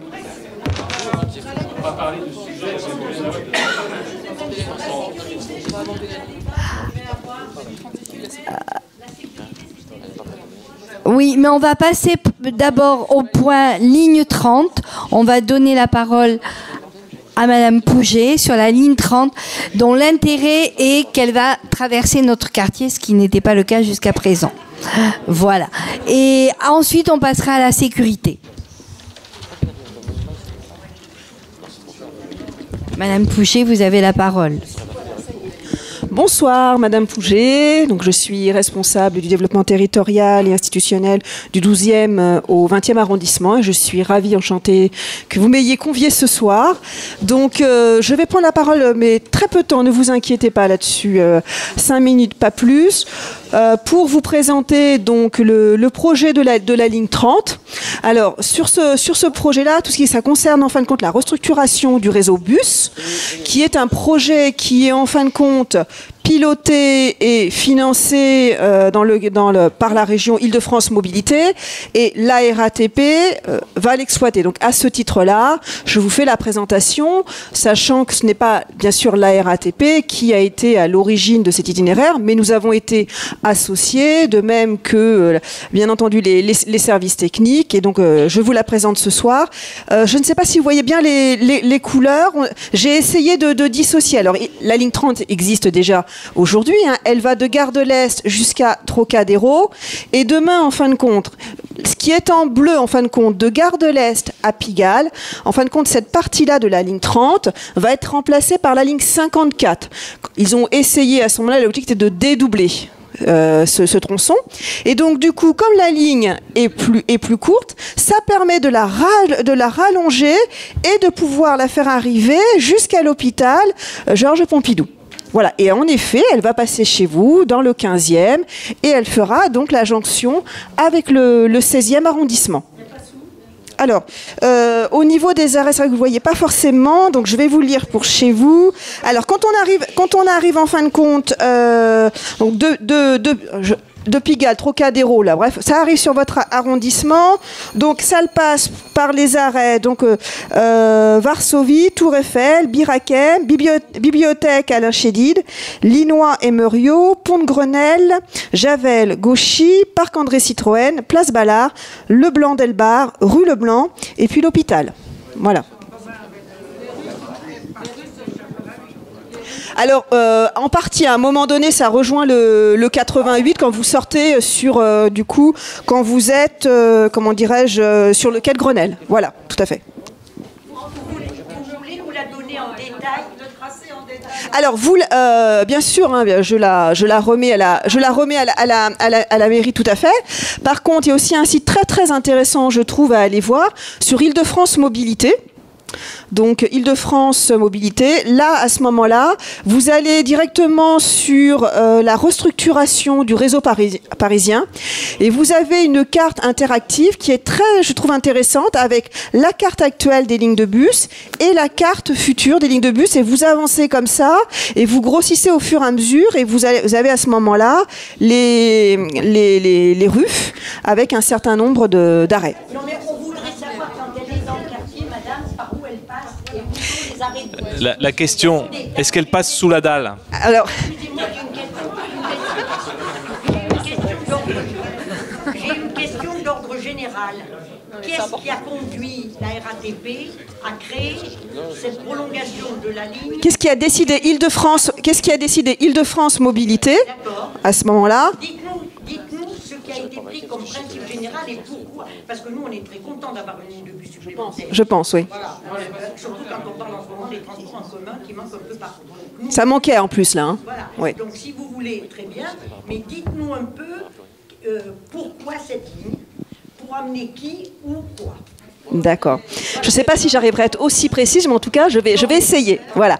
Alors, je voudrais faire très vite parce que vous avez un autre sujet également, donc je ne veux pas là-dessus non plus. Hein.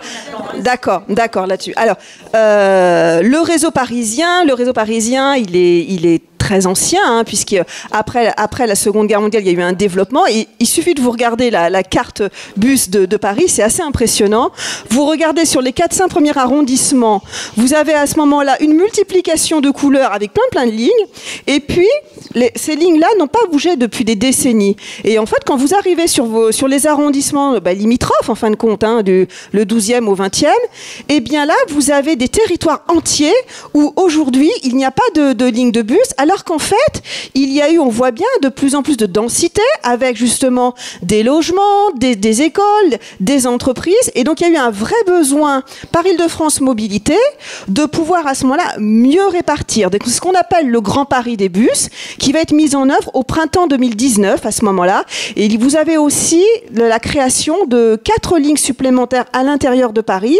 Et un point aussi important qui était de pouvoir relier certaines lignes de bus aujourd'hui qui sont en fin de compte en dehors de Paris pour pouvoir les amener à ce moment-là à l'intérieur. Bon, pour chez vous, il n'y a pas, je pense par exemple au 59 qui passe par côté 14e, par l'Osran, etc., qui monte jusqu'à Mouton du Vernet, etc.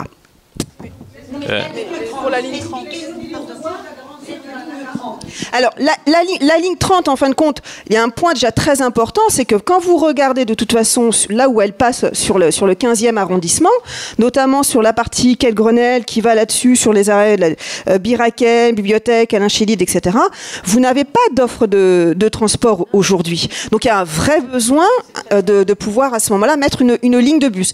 Et enfin, ce qui est très très important aussi, c'est de pouvoir le relier avec le parc André Citroën et relier aussi au niveau des hôpitaux. Il n'y a pas très longtemps, j'ai rencontré Necker. Et justement, il me parlait de la difficulté que pouvaient avoir notamment justement les enfants qui avaient des visites. Ils avaient besoin de prendre des transports en commun et il y avait besoin de relier de plus en plus davantage justement ces transports en commun, surtout que le réseau bus est accessible. Voilà. Et pour répondre à votre question, en effet, c'est tout à fait logique aussi qu'ils aient voulu desservir un hôpital. Moi, je voudrais juste poser une question importante. Attendez. Moi, on est d'accord, vous pouvez développer tous les bus que vous voulez, moi vous pouvez en mettre plein, je suis heureux, c'est mieux que les autolibres, ça coûte moins cher et au moins tout le monde en profite. Mais j'ai une question, votre bus il passe bien sous la Soudal ?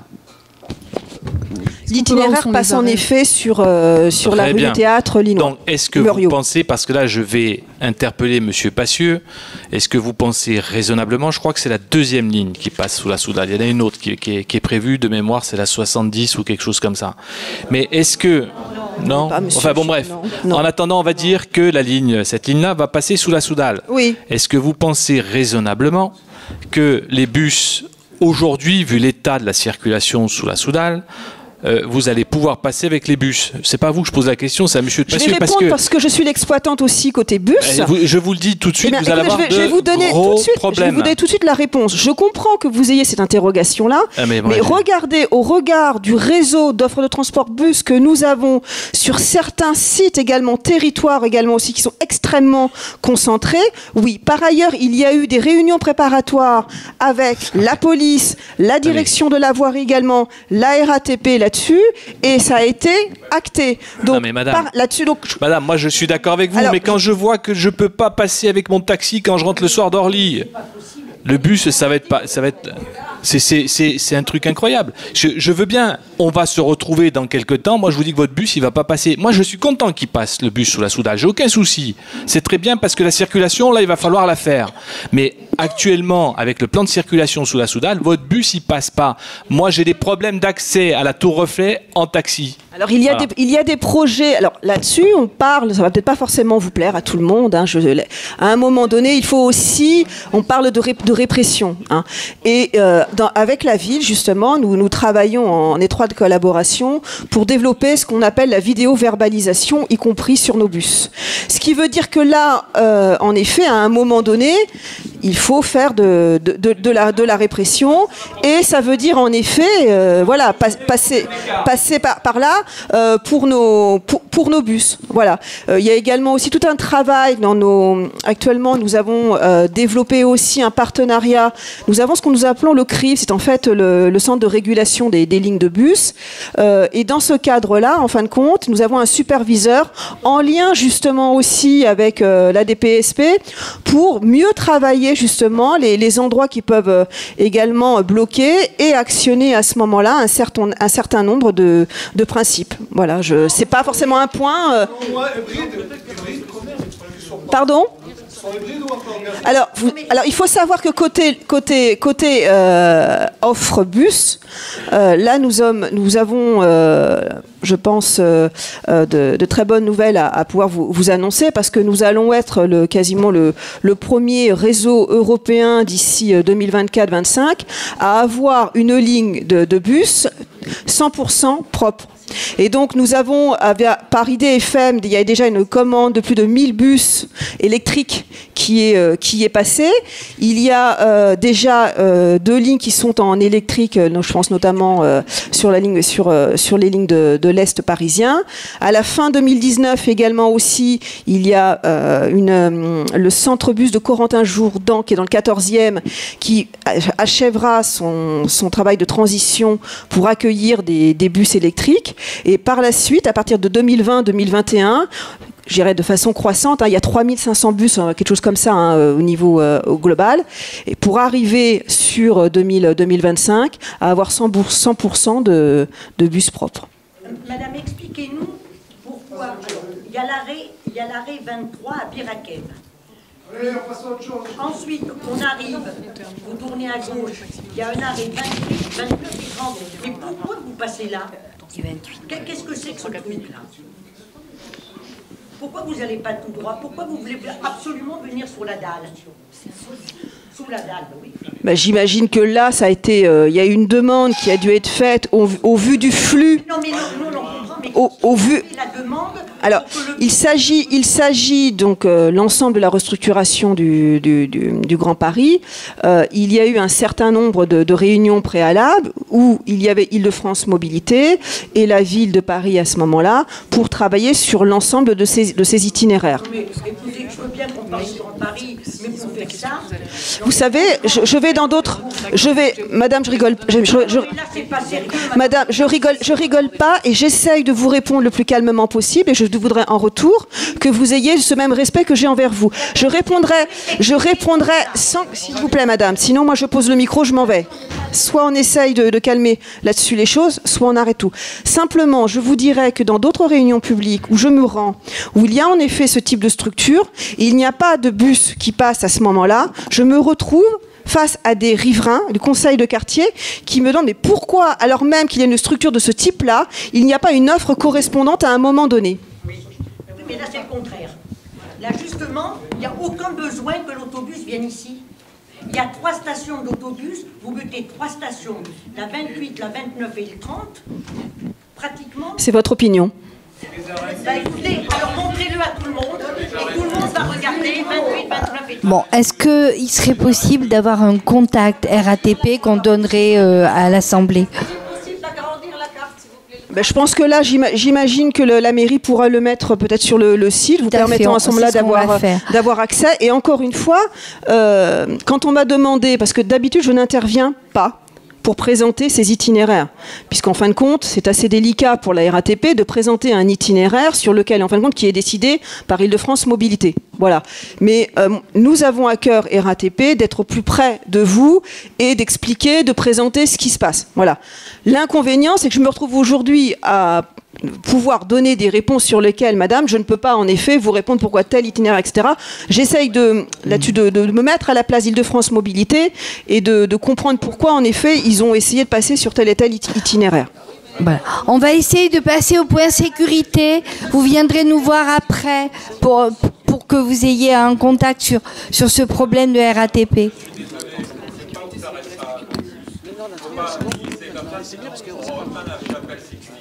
Tout à l'heure, on a parlé de la couleur des avions. Maintenant, on parle de la couleur de la carte. Ce circuit, si c'est Île-de-France Mobilité qui en a décidé, c'est que vous n'êtes pas la responsable de ce projet. Faites-les venir. On ne sait pas où arrêterez-vous les bus. Où allez-vous les arrêter? Sur un plan d'Île-de-France Mobilité, ils apparaissent gris noir. Vous m'avez dit tout à l'heure sous la dalle, ce qui aggravera les conditions de circulation.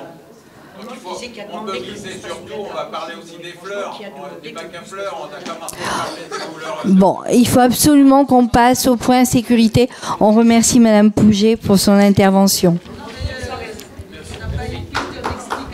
Non mais moi, on a le document en mairie déjà pour ceux qui veulent le recevoir, je pourrais vous l'envoyer. Venez juste me donner votre contact. Et si vous voulez prendre contact, peut-être qu'on peut trouver un contact à Île-de-France Mobilité si vous avez des questions.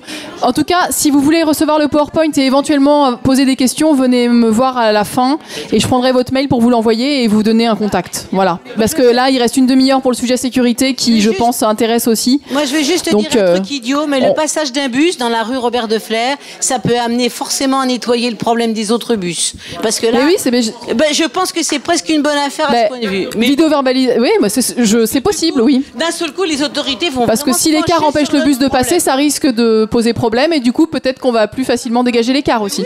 C'est ce qu'on avait pensé aussi au niveau de la mairie du 15e. Bon, on va passer la parole. Alors. Donc il faut faire attention à ce qu'on dit. En fait, on a mis à l'ordre du jour un point très important, c'est la sécurité. Tout le monde a souhaité une présentation, donc je vais passer la parole à Monsieur Gomez. Monsieur Gomez. Et ensuite à Madame Diobay. Merci d'être là. Bon, je suis pas sûr que ce soit un sujet qui va détendre l'atmosphère, mais enfin on va essayer quand même, hein. Voilà, donc je suis Monsieur Gomez, donc on m'a demandé d'intervenir sur deux points. D'une part, vous présenter la nouvelle direction qui est la DPSP, et d'autre part, faire un petit focus sur les équipes CDN qui travaillent entre autres sur votre quartier. Donc, vous m'entendez pas ?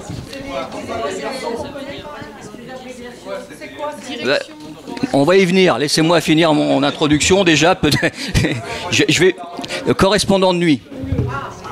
Voilà, donc les correspondants de nuit. Donc, je travaille sur deux arrondissements, le 15e arrondissement et le 7e. Donc, je vais vous présenter donc l'organisation des missions de la DPSP. La DPSP, c'est la Direction de la Sécurité, de la Prévention et de la Protection. Elle a été créée en 2016 dans la continuité de ce qu'on appelait la DPP, la Direction de la Prévention et de la Protection. Voilà. Donc l'objectif principal de cette nouvelle direction est de lutter plus efficacement contre les incivilités sur l'espace public. Donc pour cela, on a regroupé un ensemble de services dont les agents avaient des compétences en matière de verbalisation, mais qui étaient éclatés dans différentes directions de la ville. Donc dans un souci de cohérence, on a regroupé tous ces services au sein de cette nouvelle direction. Alors quels sont ces agents? Bon, d'une part, les inspecteurs de sécurité sont les historiques, hein, ceux qui appartenaient justement à la DPP. Ensuite, nous ont rejoint les agents de salubrité du Centre de l'Action de la Propreté de Paris. Donc, c'est des agents qui opéraient en civil, qui s'occupaient de tous les mauvais conditionnements. Ils étaient rattachés à la direction de la protection et de l'eau. Puis, nos collègues ASP, agents de la surveillance de Paris, pour faire plus simple, je ne vais peut-être pas les pervenches, hein, enfin ceux qui s'occupaient de la gestion du stationnement payant. Il faut savoir qu'aujourd'hui, le payant a été reversé au privé et Madame Diobaï vous fera une présentation de son service, hein, mieux que moi. Et pour finir, les agents d'accueil et de surveillance, ce sont les gardiens de square, qui eux aussi disposent d'une compétence en matière de verbalisation. Donc au total, aujourd'hui, cette direction regroupe 3200 agents environ. Donc comme l'a expliqué très clairement Monsieur le maire, nous ne sommes pas une police municipale. Ce qui signifie que vous ne pouvez pas nous joindre directement. D'accord ?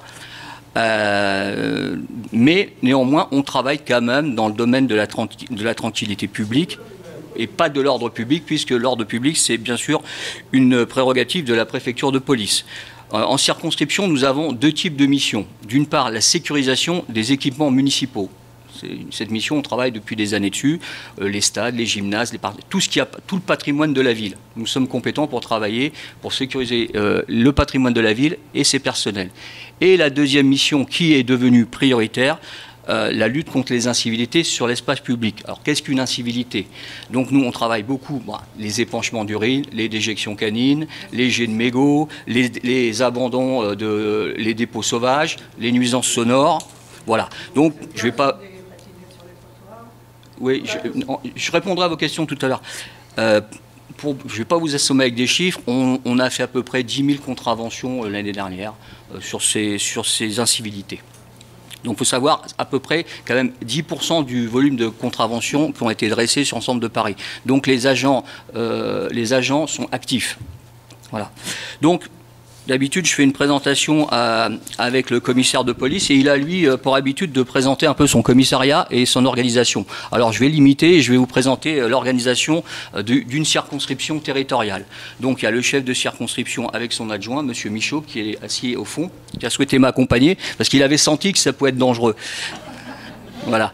Donc, je travaille avec une coordonnatrice des contrats de sécurité. C'est une fonctionnaire qui est chargée d'animer ce qu'on appelle le contrat local de sécurité, qui est une déclinaison du contrat parisien de sécurité. Alors, c'est un dispositif qui préconise que tous les partenaires publics travaillent ensemble, partagent des informations, que ce soit la police, l'éducation nationale, le parquet, les acteurs du secteur associatif, de manière à recouper les informations. Et ils travaillent sur 3 axes majeurs. Donc, d'une part, prévenir la délinquance des jeunes. Surtout de travailler en amont avant que les jeunes ne sont vraiment dans la délinquance. Donc ça passe par l'école. Donc l'école passe des signalements au commissariat qui transmet au parquet. Donc une deuxième action, c'est la lutte contre la violence faite aux femmes. Et pour finir, une amélioration de la tranquillité sur l'espace public. Donc au sein de ma circonscription, j'ai un service tranquillité publique avec une 50aine d'inspecteurs de sécurité. Donc 30 qui sont polyvalents, donc qui travaillent sur les 2 missions que je viens d'évoquer, et j'ai une dizaine de VTTistes. Alors si vous les voyez dans la rue, vous aurez du mal à les différencier de la police parce qu'ils sont habillés pareil, pratiquement, sauf qu'ils ne sont pas armés. Ils disposent de ce qu'on appelle un bâton de défense et d'une bombe lacrymogène, mais ils n'ont pas l'arme létale. Mais c'est vrai que quand on les voit passer, si on ne le sait pas, on ne peut pas vraiment faire la différence.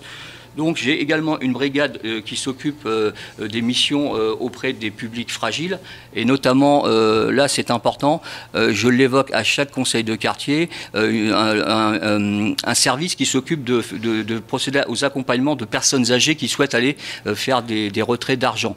Alors c'est vraiment un service qui est sous-utilisé, pourtant qui existe depuis, ça fait 35 ans que j'y suis, depuis au moins 35 ans. Donc on a communiqué avec Madame Lefebvre, elle va faire une petite publication sur le journal du 15e, c'est ça. Et vraiment, je vous incite à communiquer autour de vous. Et il faut absolument que les personnes n'hésitent pas à contacter ce numéro, c'est entièrement gratuit. Des fonctionnaires viendront vous chercher en voiture et vous ramèneront à votre domicile. Il n'y a aucun problème. Voilà. Mais c'est inutile finalement de prendre des risques dans un contexte que l'on connaît avec beaucoup de gens. Voilà. Donc pensez à utiliser ce service. Donc voilà. Donc j'ai également des agents qui travaillent dans les parcs et jardins, même si j'en ai de moins en moins. J'ai des agents qui travaillent dans les mairies et les fameux correspondants de nuit, j'en ai 11 qui travaillent sur le secteur duplex-Ballard, mais je vous ferai une petite présentation plus complète sur la suite de mon propos.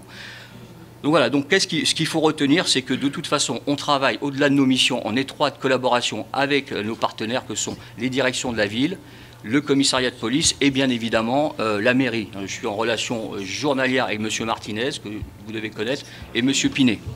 Donc je vous parlerai après de la problématique des SDF. Donc voilà.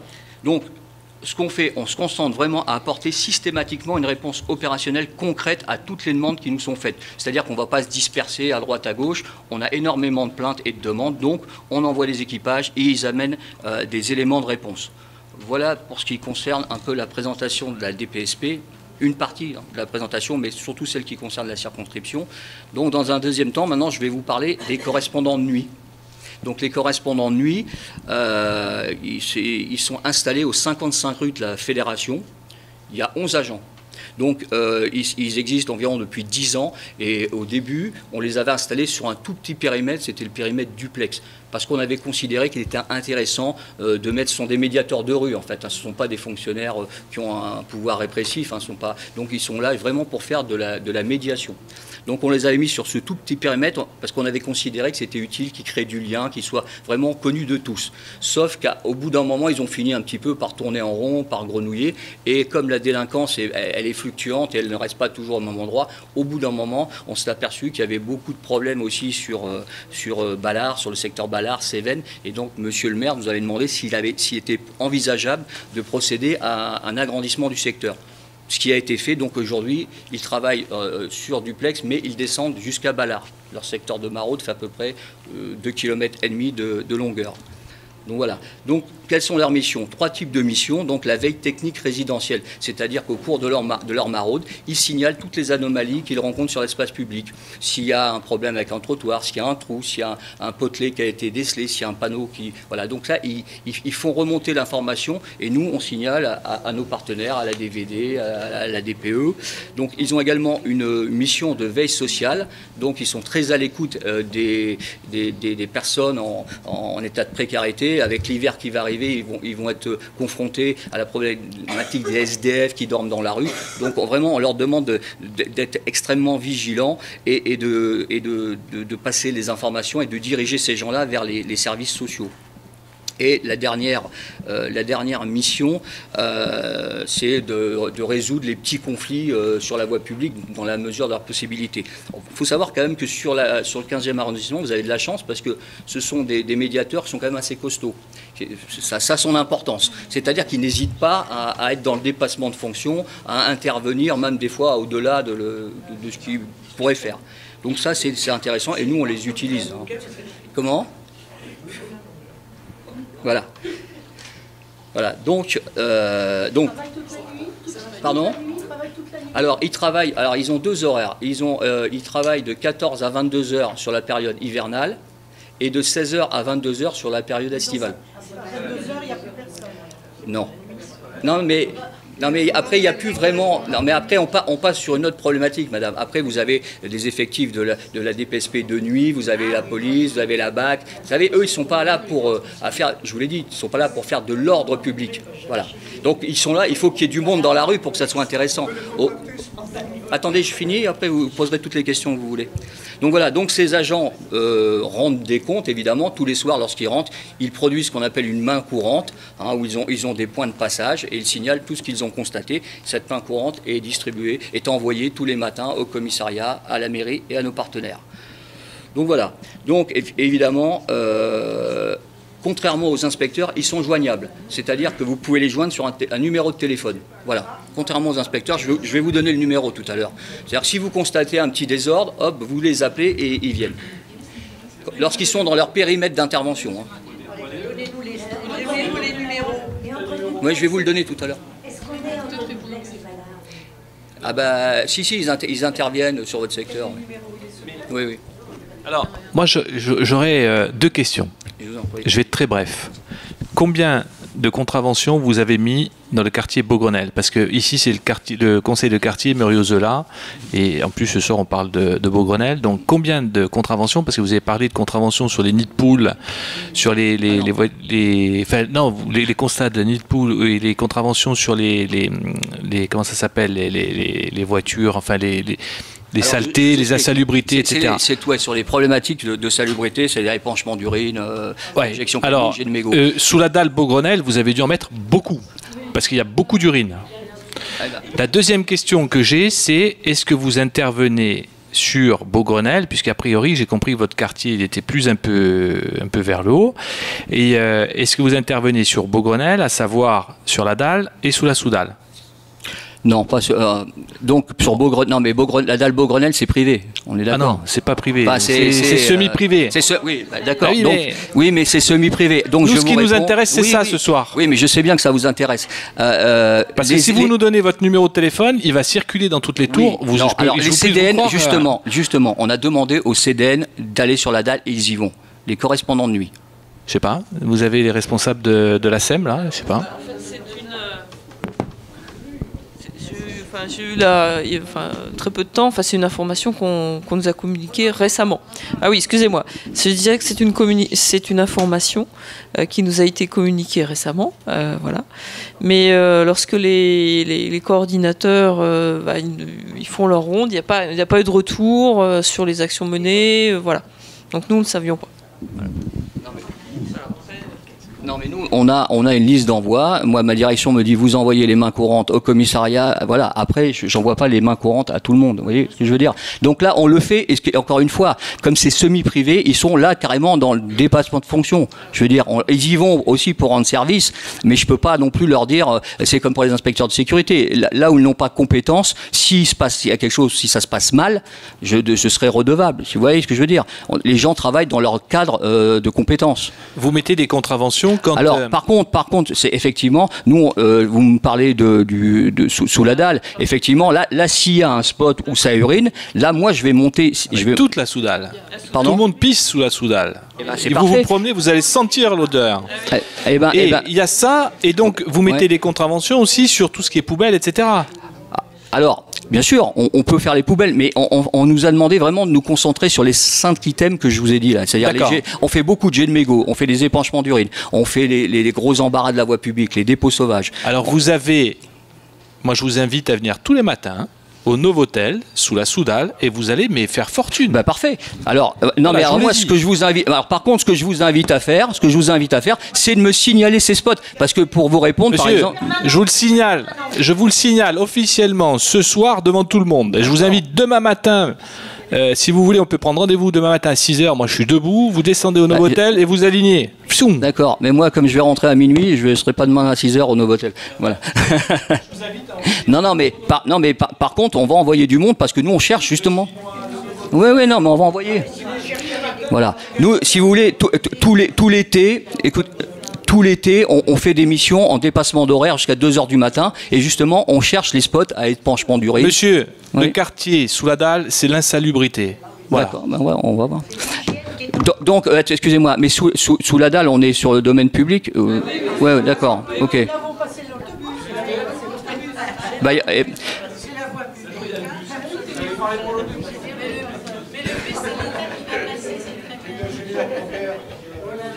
Non, mais on va y aller. Pardon? Non, mais on va y aller, vous verrez. Est-ce que vous avez des questions? Alors, madame, attendez, monsieur. On va passer la parole à madame. Allez-y, madame, allez-y. On est juste limité dans le 15e, s'il vous plaît. Ça y est. Alors, oui. Je vous réponds, madame. Donc, une circonscription, c'est environ entre 130 et 150 agents. Donc, vous avez sur la circonscription 7-15, vous avez 50 inspecteurs de sécurité, vous avez 70 agents d'accueil et de surveillance, c'est-à-dire les agents qui travaillent dans les jardins. Et vous avez, après, vous avez une quinzaine d'agents qui travaillent dans les mairies et 11 correspondants de nuit. Voilà, en gros, à peu près les effectifs. Voilà, le problème c'est qu'on est quand même sur 2 arrondissements, sachant que... Non mais le problème il est là. Pour être très clair, j'ai 5 voitures par jour pour 2 arrondissements. Et croyez-moi, il y a du travail qui est fait. Donc effectivement, c'est pas les légions romaines, il faut pas non plus... Voilà. Et pour être complètement transparent, non mais si moi j'ai 100 inspecteurs de sécurité, je peux vous dire que vous allez les voir. Mais il faudrait que ça soit sur un arrondissement. Parce que si vous voulez, il y a des circonscriptions où vous avez une circonscription pour un arrondissement, dans le 18, dans le 19, dans le 20. Bon, chez nous, on a considéré qu'il fallait mettre le 7 avec le 15. Voilà. Mais le 15, quand même, c'est une ville comme Bordeaux. Hein, donc, oui, je vous en prie.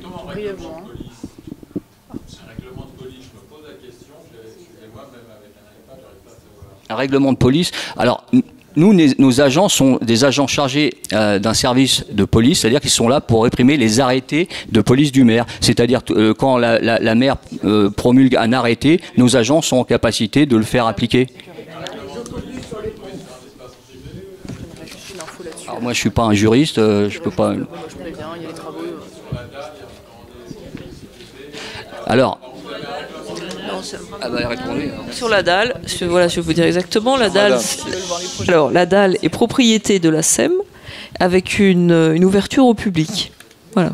Et il existe un règlement de police sur la dalle qui, entre autres, dit il y a un règlement, il y a un règlement général. Voilà. On ne doit pas utiliser de vélo ni de motocyclette, cyclette ou tout ce que vous voulez. Oui, tout à fait. Tous les matériels qui commencent à pulluler sur la dalle. Et il y a des caméras, personne ne bouge pour leur dire attention, vous allez casser. Alors, je vais rebondir sur le problème de la dalle, d'un travail qu'on a fait récemment avec Madame au sein d'ATB. On va, je parle sous votre contrôle, hein, bien sûr, on va essayer de voir avec la SEM si on ne peut pas mettre plus de caméras pour la SEM, qui seront contrôlées par la SEM, parce que les 8 caméras qui sont sur la dalle sont des caméras qui sont contrôlées par la préfecture de police. Donc là, la réunion que nous avons eue avec ATB, les présidents de Tours et Madame, on a décidé, parce qu'il y a un problème de réglementation, donc il va falloir voir si juridiquement c'est possible.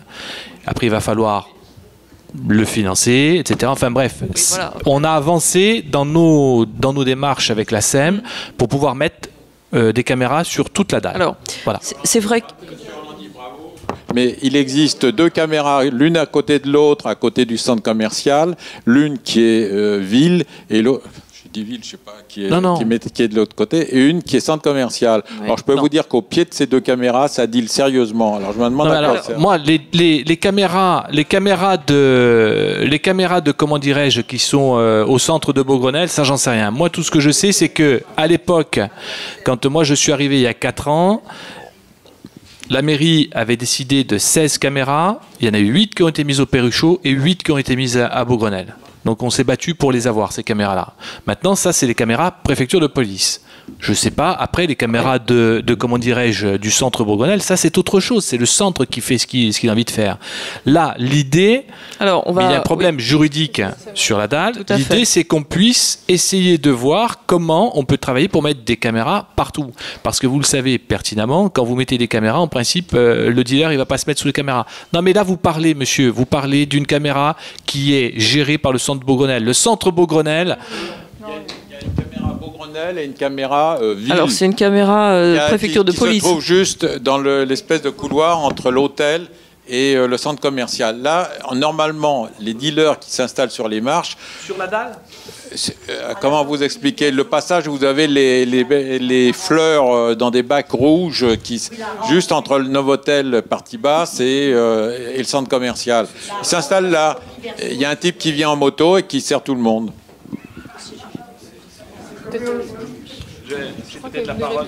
Oui, alors, donc sur ce problème de caméra, ça a été évoqué d'ailleurs même avec le commissaire de police, qui reconnaît qu'en fait c'est limité.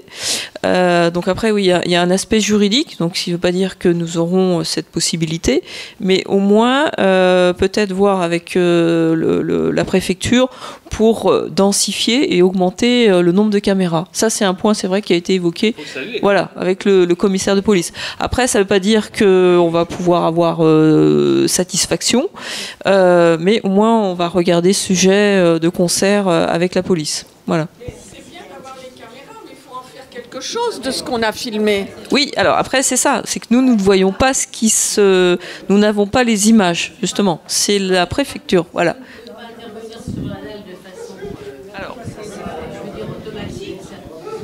Là, oui, alors après c'est comme ça. Enfin, c'est aussi peut-être la structure juridique qui fait que c'est la police qui a ces images. Il y a une question là-bas. caméras de surveillance. Attendez, on va prendre une question là. Bon, moi c'est à propos de la rue de l'ingénieur Robert Keller. Et à propos de l'éclairage. Les livraisons du centre commercial ont dégommé un réverbère. Depuis, il y a un poteau. On l'a protégé avec une barrière. Mais la lanterne, on l'attend et nous, on n'a pas de lumière. Il y a une zone d'ombre face à notre entrée. On peut se faire attaquer, on ne voit rien. Voilà, et ça date d'au moins 4 ans. Monsieur Passieux, vous avez noté? Monsieur Passieux a noté.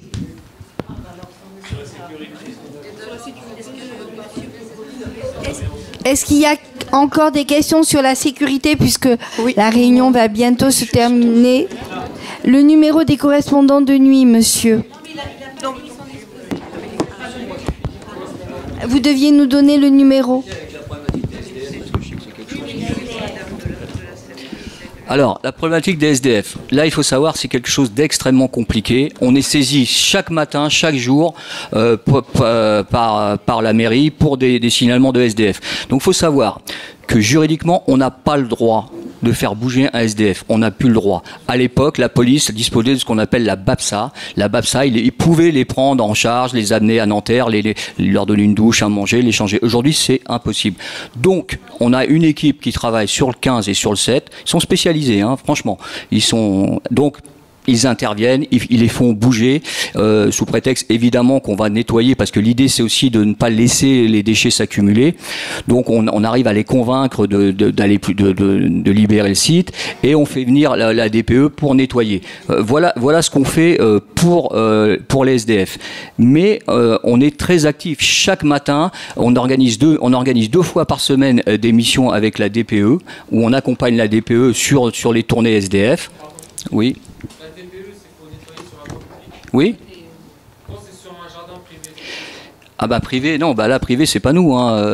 Nous on est la ville de Paris. Donc si c'est l'espace public, c'est la DPE. Si on est dans un jardin de la ville, là c'est les effectifs, c'est la DEV qui nettoie.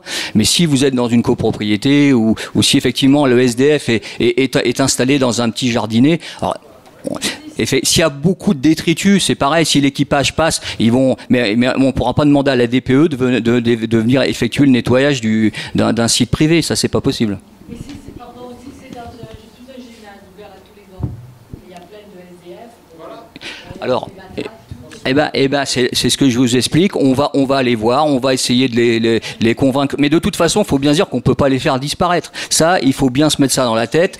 On peut les faire bouger. On peut nettoyer. On peut essayer de leur proposer des solutions. Il y a des services sociaux. On a un service qui s'appelle l'unité d'assistance aux sans-abri.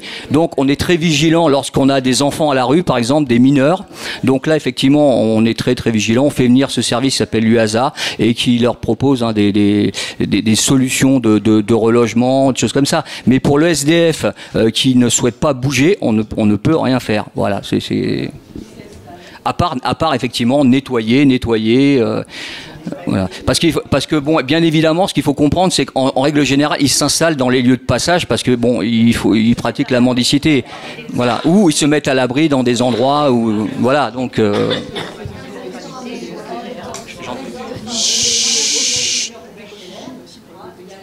Oui, je suis fermé. C'est sûrement l'histoire. Hein. Et bon, maintenant, ils viennent peut-être plus parce qu'il y a eu un problème. Il y a eu un règlement de compte, il y a eu un mort. Alors, il y a peut-être 3 semaines. Mais bon, il y a encore des matelas entreposés. Après, ils se mettaient après devant un parking de la poste, enfin, un parking de la poste. Enfin, c'est dégoûtant, quoi. Et c'est l'insécurité complète. Il faut savoir qu'on n'a pas le droit de saisir des effets personnels. On n'a pas le droit. Un matelas, un duvet, c'est considéré comme... Oui. Vous savez, pour intervenir, il faut un cadre légal. Voilà. Je travaille avec des fonctionnaires qui travaillent avec un cadre légal. Si on n'a pas le droit de saisir le matériel, on va pas se mettre en infraction, parce que on est quand même dans une société où les gens filment, où il y a des associations, donc on ne peut pas faire n'importe quoi. Donc on fait le mieux possible pour limiter les nuisances. Voilà.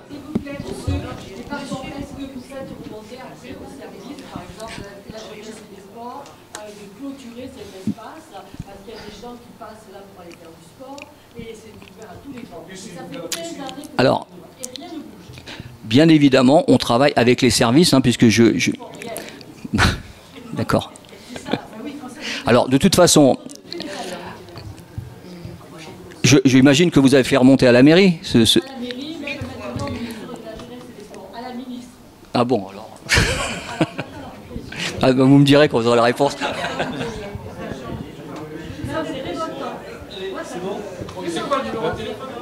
Alors, 06 82 68 61 23 06 82 68 61 23. Alors faut les appeler, sélectionnez vos appels, hein, c'est pas voilà. Bon, en fait, il faut savoir une chose, c'est quand même au niveau de la DPSP, on a ce qu'on appelle un centre de veille opérationnel.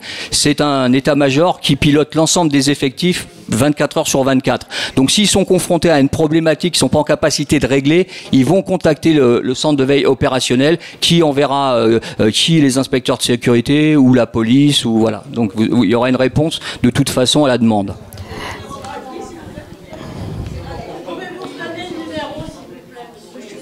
Bon, très bien. 06 82 68 61 23. Ça, c'est les correspondants de nuit. Mais comment on vous joint DPSP? Alors, comme je l'ai indiqué au départ, nous, on ne peut pas nous joindre. Mais alors, comment on vous signale les problèmes? Eh ben, les problèmes sont signalés par vous envoyez à la mairie, à Monsieur Martinez, Monsieur Pinet. Voilà, Monsieur Martinez qui est l'adjoint chargé de la sécurité, et lui nous fait remonter tous les jours les plaintes. Vous pouvez signaler par Dans ma rue aussi. Oui, vous pouvez utiliser l'application Dans ma rue. Les coordonnées des adjoints et des conseillers sont tous sur le site de la mairie du 15e. Toutes les infos sont dessus. Et c'est des adresses mail qui sont toutes les mêmes à chaque fois. C'est le nom, prénom.nom@paris.fr. Donc Hubert Martinez, c'est hubert.martinez@paris.fr. Il est très réactif, il est tous les jours à la mairie. Et Jean-Yves Pinet, lui, c'est plus sur les problèmes de circulation et de propreté. Donc Jean-Yves.Pinet, P-I-N-E-T, @paris.fr. Ouais, bah en fait c'est voilà, prénom.nom@paris.fr. Donc à la limite vous avez tout le Hubert Martinez et Jean-Yves Pinet. Voilà. Et ils sont très très réactifs et il faut remonter immédiatement. Alors l'impasse Keller pour les travaux, rapidement, oui. Ça, c'est du 22 octobre, donc ça a commencé jusqu'au 21 décembre. On le voit tous les jours, donc ils ont retiré les toits de Saint-André qui étaient là. Mais quand commencent véritablement les travaux? Bah, normalement, ça se termine au 21 décembre, donc c'est... Je vous donne une information. Donc c'est un chantier qui avait été programmé pour être fait durant les congés scolaires de la Toussaint. Enfin, pour commencer, parce qu'ils dureront plus que 15 jours. Et l'assainissement n'a pas pu intervenir dès le début. On a perdu un petit peu de temps. Et la police a souhaité qu'on ne nous a pas autorisé en fait à lancer les démolitions en période scolaire. Ce qui fait on est en train de voir pour essayer de débloquer ça pour avoir des travaux minimisés. Mais ça sera fait pour la fin de l'année ou pas? Bah, je vous dis, pour le moment, on essaie de négocier pour qu'à la fois on ne soit pas coincé. Parce qu'on nous dit qu'on nous dise pas on a lancé des travaux de démolition et qu'on peut pas, les enfants peuvent pas être bien dans l'école. L'école elle est fermée le 20 décembre pour les vacances scolaires. Oui, alors donc On peut le faire entre le 20 et le 31. Mais après ça va repousser. Voilà, donc c'est pour ça que ça repousse presque aux vacances de février, donc c'est pour ça qu'on va tâcher de trouver des solutions pour le faire quand même. Il y a eu des engagements de prix là. Oui, mais en même temps, si la police nous dit pour la sécurité de l'entrée de l'école, on peut pas. Donc il y avait on a échangé, Monsieur Pinet est au courant. Moi, je peux pas. Juste un petit mot. Donc j'ai transmis le signalement là pour l'éclairage, pour le luminaire là dont on a parlé. Mais pour votre information, quand vous passez, si vous faites ces signalements là sur l'application Dans ma rue, comme pour la DPSP. Ça va directement chez l'exploitant éclairage, donc vous gagnez aussi du temps et ça n'empêche pas de nous le dire, mais voilà, comme ça les deux sont faits, si vous avez l'info. Je l'ai signalé une fois qu'il y avait des gilets avec des inscriptions. Il y a plein de propreté. Ah non, mais les gens dans la rue, enfin, non, non. Un iPhone, de passer par l'application, il faut lui dire. Puis on va s'arrêter là. La lampe était tirée plusieurs fois.